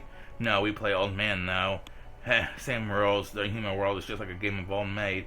Everyone's trying to voice the Old Maid into someone else. It's a game that seeks to determine not a winner, but a single loser, the sacrifice. You see, I picked the Joker, but nobody else to pass a card to. There's no one else, okay. And that's why I'll shoot you as my revenge, fitting for this irrational world of man, isn't it? I'm preparing to shoot myself. There's no hesitation left in me. I will shoot her. I'm serious. Mion closed her eyes and opened her arms to try and shield her as friends as much as she could. And that was when Hanyu stepped forward and placed herself in front of Mion. Hanyu, get back. Brave Mion, I witnessed your courage. That's more than enough. If the Joker can't be passed to anyone else in this human world, then it's my job to accept it. Hanyu, what are you? Rika, I had a lot of fun in this world. Thank you for letting me join the club. It was so much more fun to be in it than just to watch, so thank you. I enjoyed myself. I was so happy spending time with all of you. In that moment, Hanyu glared at me adamantly. Now shoot me. Shoot me, child man. With that saying you must foist onto another, I will accept it. Okay. Fine, die. The club members must have thought I was joking or bluffing. They didn't think that I would actually shoot. There was a noise like someone exploding. Like someone or something. Something exploding in a world where time became as sticky as syrup. We saw it happen, the silver bullet hitting an invisible wall in front of Hanyu, as though the wall was protecting her. The bullet wanted to pierce Hanyu's chest, but it wouldn't reach its goal. A bead of sweat formed on Hanyu's forehead. She had stopped the bullet with an invisible force. Hanyu. I'm okay. I can do this even in human form. The silver bullet was being pushed back. Takano was startled by this otherworldly phenomenon, but she spoke one phrase. You, monster. The silver bullet smashed through the invisible wall. There was no longer a wall at all. There was no wall to protect Hanyu from bullets. The bullet approached Hanyu's chest. Somebody let out a single scream. Nobody could stop it. Nobody could stop that bullet. In that world of frozen time, nobody could stop the bullet that was stopped just inches in front of Hanyu's chest. Hanyu's friends had seen the scene before, the moment of checkmate. No matter how much they screamed, there was no way to avoid this tragedy. They knew from their memories. You will die for sure. Think about that good old times as much as you want. When you're finished doing that, the bullet will pierce your chest, drowning your own blood. Unless I was prepared to do so, I wouldn't be here. Hanyu thought this would take care of everything. Hanyu wasn't supposed to exist in the first place. She would leave the stage and the rest of the cast would stay unharmed. This is how it's supposed to be. But in that moment, something happened to surprise even Hanyu. Even in the world of frozen time in which nobody could move, Rika reached out. and put her hand on a bullet that was stopped in midair. How could she move? Even Henyu couldn't move. Why? Could a mere human like Rika grab the bullet? Ooh. Don't be so surprised. You've already learned about that. You've learned about how to make a miracle happen. A lot of amazing things happened today, but none of them were worthy of being called a miracle.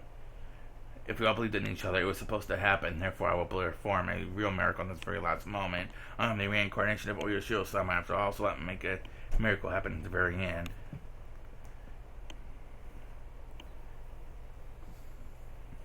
Rika rubbed the frozen bullet gently, very gently, and then held it, and embraced it lovingly in her hands at her chest. In the world that night, even Henyu couldn't move. Now I realize neither Takano nor Henyu listened to where other people talk.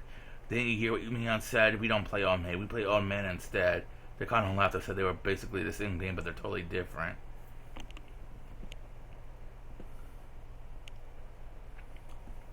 In an old maid, a single joker, an unharmonized element is added into a full harmonized set of cards when people try to foist it onto another. But an old man, one card is removed from the harmonized world, and everything forced to unharmonized fragments onto each other. And it's different than having a joker because everything would be in harmony if there wasn't something missing.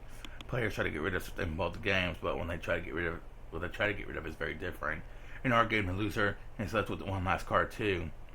I can understand how Takano thought they were the same thing, but they were different because in our game, if the missing card was added back in, there would be no loser.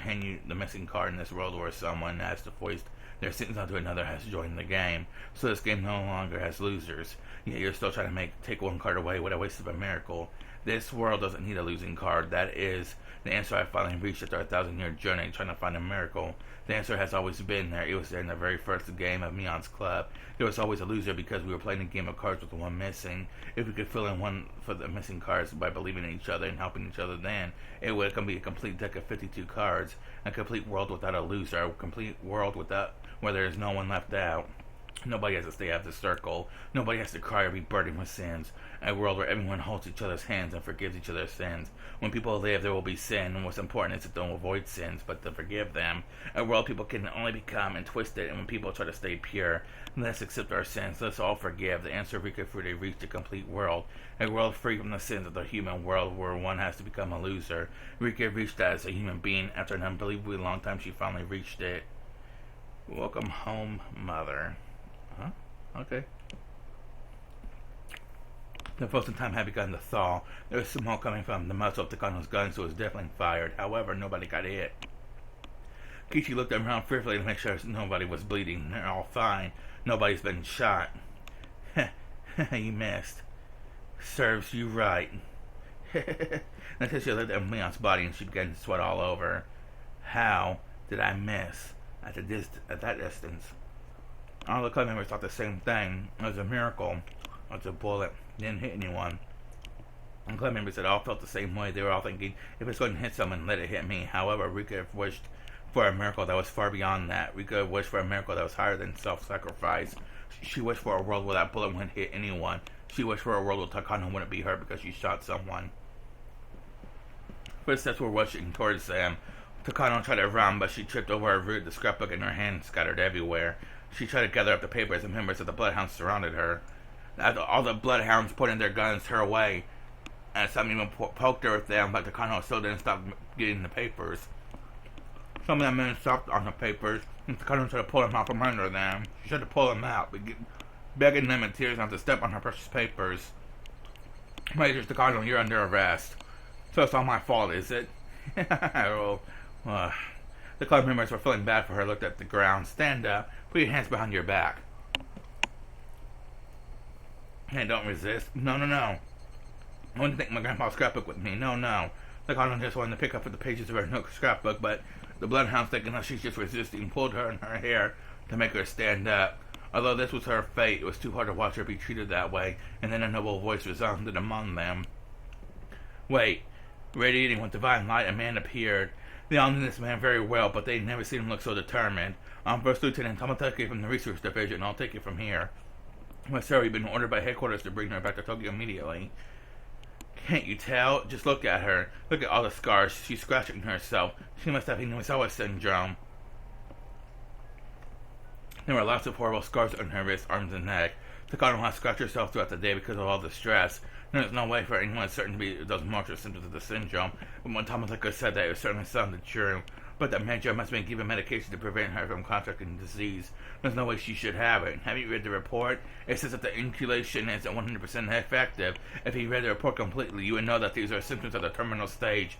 The research division thinks that her treatment should take priority. We must determine if this incident was truly her will, or she became delusional due to the syndrome, leading someone to take advantage of the situation. We have to be very, very certain, otherwise it'll be impossible to resolve this matter. Was it her fault, or is it the fault of her disease? And it's impossible to determine that right now. To make sure she has the right received treatment, she is obligated to let herself be treated. Jiro-san, take her to the Ari Institute so she could be examined immediately. Notify Lieutenant Colonel Ari so she could prepare treatment to Major Takano. However, from here on, the Major will be placed under strict observation and all activities will be restricted. The particular order should come from command through the Colonel Oka Director of Investigations.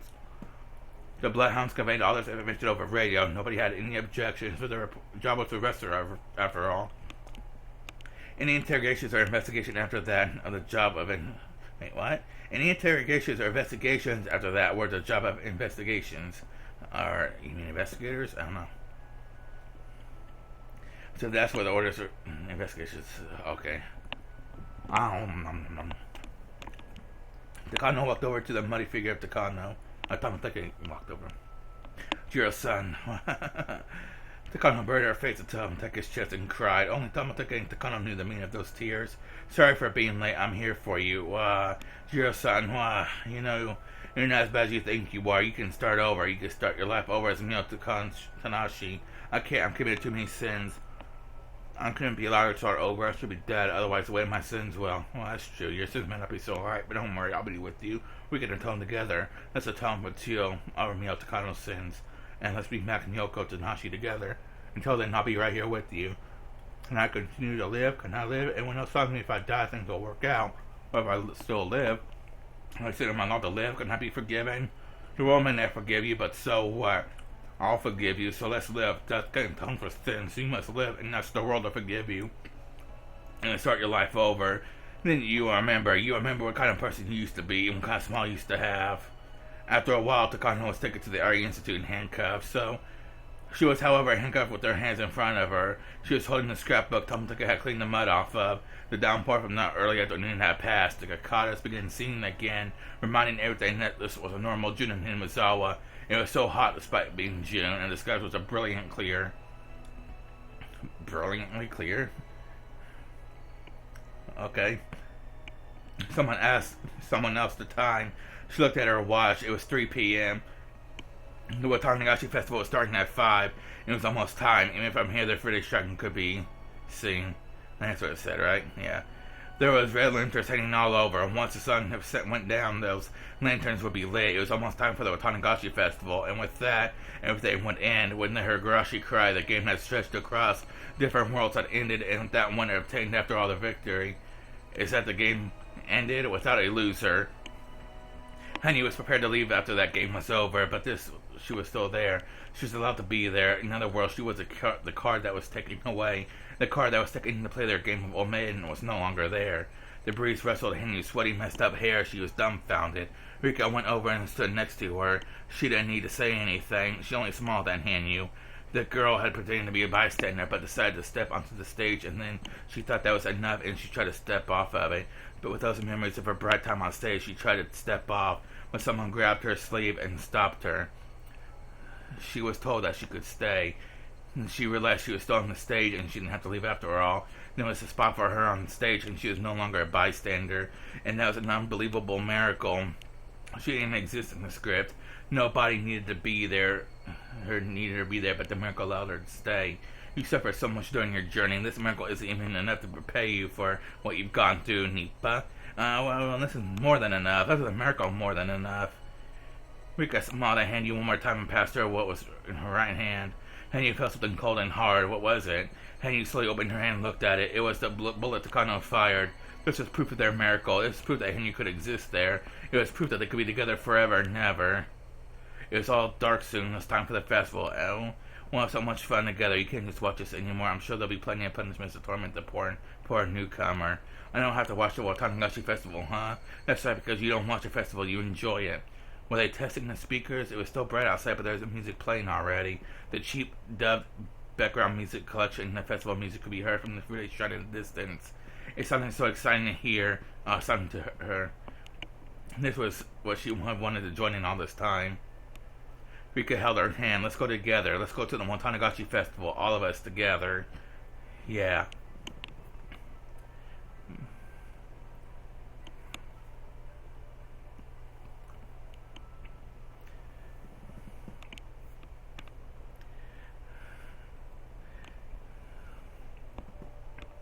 They had almost too much energy left. It had been a long day and many things had happened, but they still had the energy to go to the festival. It was after all the special day of Watanagashi. The curse of Higurashi somehow had been lifted and no tragedy would ever occur again. It was the first peaceful Watanagashi, the first without tragedy since the damn conflict. The villagers had noticed that the phone lines were disconnected during the day, but it was fixed so quickly they didn't pay much attention. They heard the self-defense force helicopter near the mountains, but a rumor had it they came to the wrong place for their training. The elderly villagers laughed and said that the young men of the National Defense Force need to pay more attention. Some people say the self-defense force even came to the area clinic. The villagers didn't get suspicious about that. They assumed that the area clinic had started doing physical checkups for the SDF.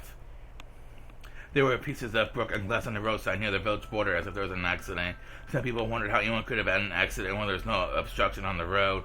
The elderly people said to each other that they always had to drive carefully even on a familiar road. It might look like one trace of a normal accident, so they didn't get suspicious. The rest was a ghost story. The villagers heard an extra firework to signal the festival taking place. It was an echo. The people inside the fireworks were puzzled, but when Rika said Oyashiro-sama must have shot the extra firework, the villagers simply believed that was true. It was the night of Watanagashi, the biggest festival of the year. The villagers forgot their worries and enjoyed themselves. The club members were doing good as usual.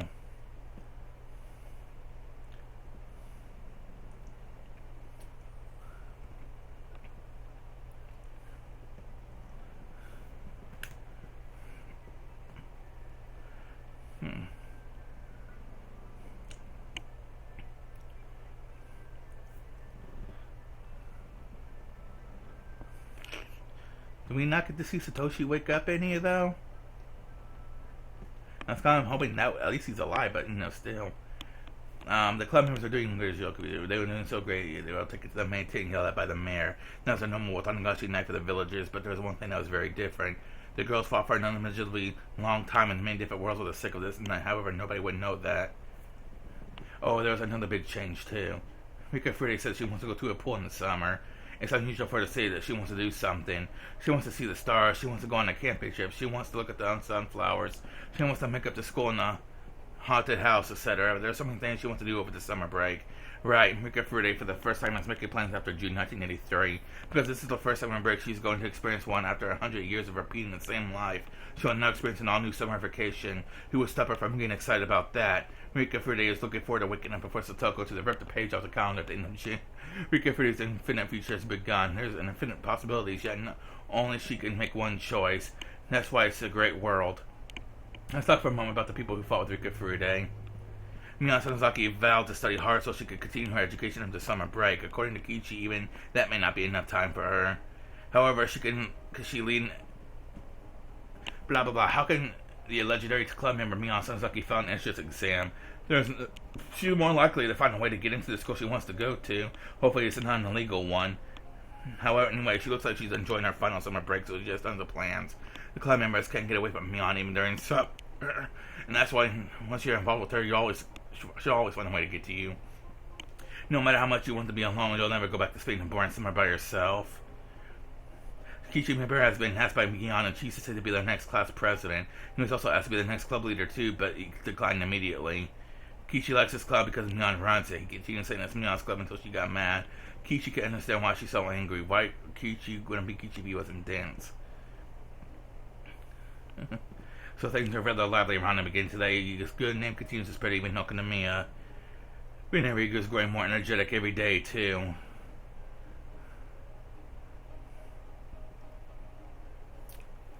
Satoko, Rika, and Henry spend every day in fear of being abducted by her.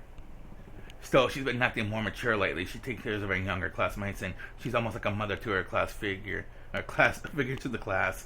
She's like a mother to all the club members, too. After hearing that, Kichi said she'd be a father. he'd be a father for the class as usual. Reina thought about that too much and blushed.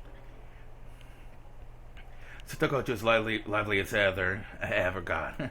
She used up most of her traps on the mountain dogs during that battle with the mountain dogs, so she's getting up new ones for the next event. And rumor has it that some members of the Bloodhounds were so impressed with her trap techniques that they asked her for some lessons.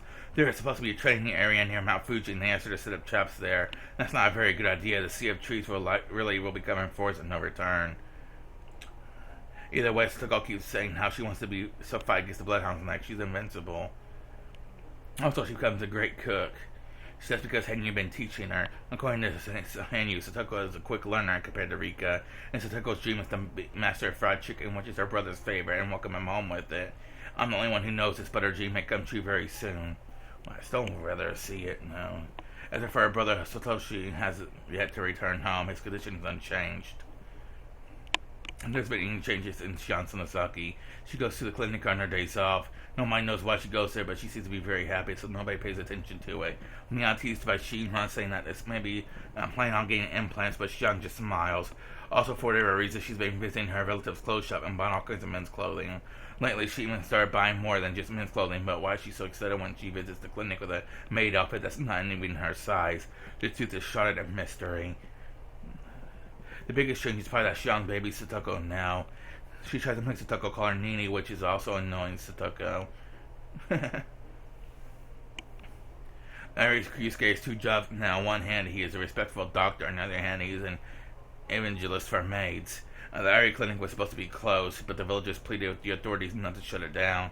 While Ari is originally from the village, he and everyone else feel that he's one of the villagers now, and he's an indispensable part of the village life. The conservative attitude towards Hinomisawa syndrome is gone, and now it's being researched proactively. The syndrome is beginning to research so passionately, and that hopefully in the near future all the victims of the disease will be freed from good. After all, later on, Ari would publish an advanced article about the influence of the brain on human behavior, which will surprise people in the medical field, or world, whatever. I won't go into details here, but I'll talk about how one should hate the sin instead of the sinner.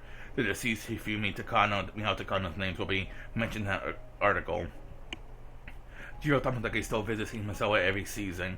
He is still known as the fighting traveling photographer and continues to walk around the village looking for good picture spots.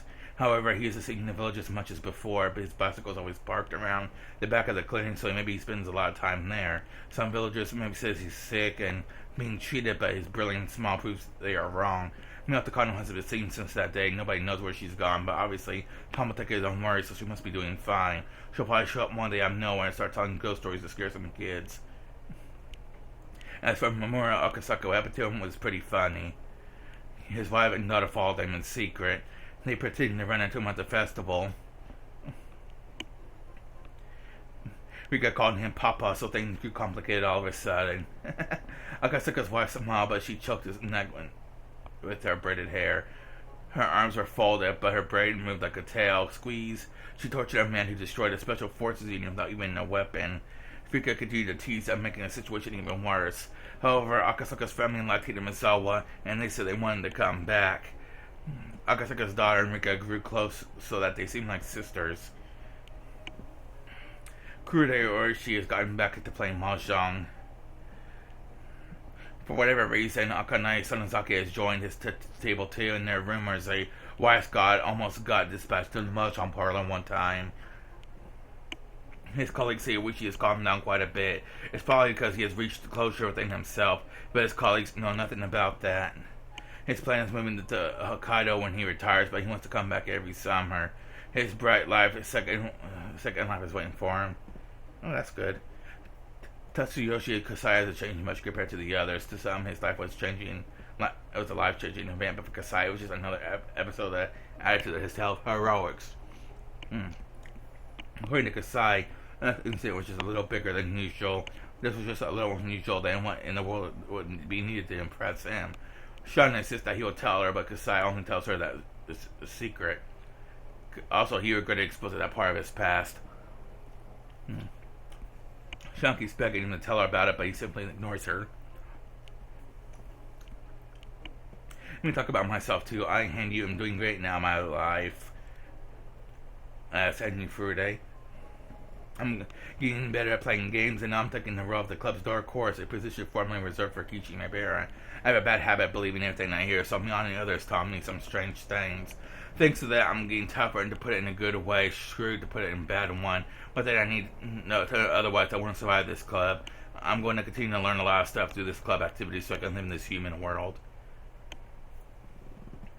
Sunday, June 1983. Night falls on my longest day of the past 1,000 years.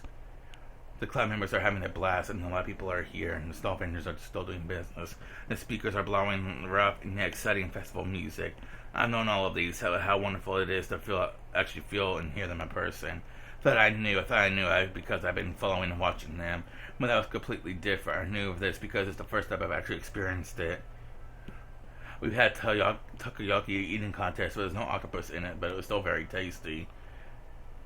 We had a shaved ice eating contest. I would have enjoyed the shaved ice if I had eaten it more slowly. But I bought a kidney apple for the first time and I took a bite from it. It was tasty and it was fun. We played a shooting game. I didn't know how difficult it would be to shoot a target, but it was fun too. Also, we played a shady lottery game. It was one of those things where you pulled a string and got a prize. Nobody got a good prize. We all complained about it to the vendor. That too was just so much fun. Then it was time for the dedication dance. Of course, we got to go there early, so commandered the best seats. I snuck down and stood where I was told to. I could see better than the other club members. And that was the best spot, where the object of worship sat. This is where I was supposed to be during the ritual dance. Or this is where I thought I had to be, but seeing the dance from the spot wasn't fun. And therefore, I returned to where I was and sat with everyone else. They straightened me a spot. Everyone rubbed my head while asking me where I went. I apologized by now, but that made me very happy. I watched the performance in a crowd of people. It was the best dance I've witnessed in the past 1,000 years. I couldn't keep either my happiness or tears from flowing out. After all the dance was over, a handful of cotton was passed around to the villagers. We let the cotton absorb all the filth and the sins of the past year and washed it down the stream. Cotton is cotton, obviously not human. We can use cotton instead of a human so that nobody's sad. In other words, this is a way to purify sins without making anyone suffer. Here you are, this is for you, Henry Chen. Do you want to know how to do it? Yes, I do. I go like this and drift it down the stream, right? And well, the girl who gave me the cotton took the letter I from her name during last year's Higurashi and washed it down the stream. By doing so, she was freed from her suffering and began a new life. We drifted our sins down the stream. It's not the same as punishing our sins into the cotton or pushing. But instead, we wash them away, our sins. We forgive ourselves. We forgive each other. We help each other, and that's how we create our own story. I put my cotton in the stream gently. The cotton went down the stream into the world where sins are cleansed. I felt my bare feet soak in the clear stream as I watched a long line of cotton flowing down the stream in the dark, surrounded by people sitting there, cotton flowing down the wondrous stream.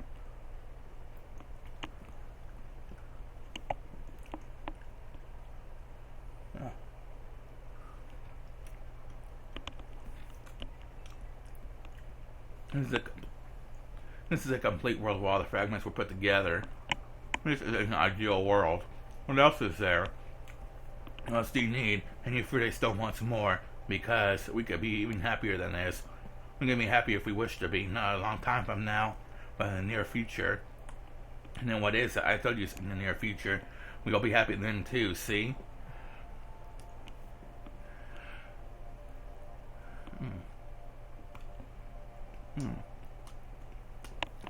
I think that's it for the main game. I think there's like another side game that's supposed to be coming to Steam or something someday, I think. But for the main story, this is actually it. Anyone is entitled to happiness. The difficult part is accepting that. Anyone is entitled to happiness. The difficult part is fulfilling that. I too am entitled to happiness. The difficult part is working non-compromised for Frederick Birkenstow. Because from now on I'm going to live a much happier life. I'm not going to compromise with just this. We'll retrieve all the happiness that we missed. 100 years worth for me, 1,000 years worth for you.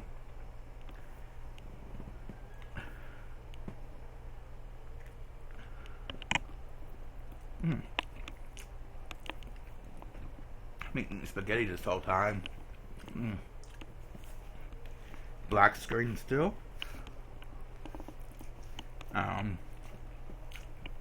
Nice ending song.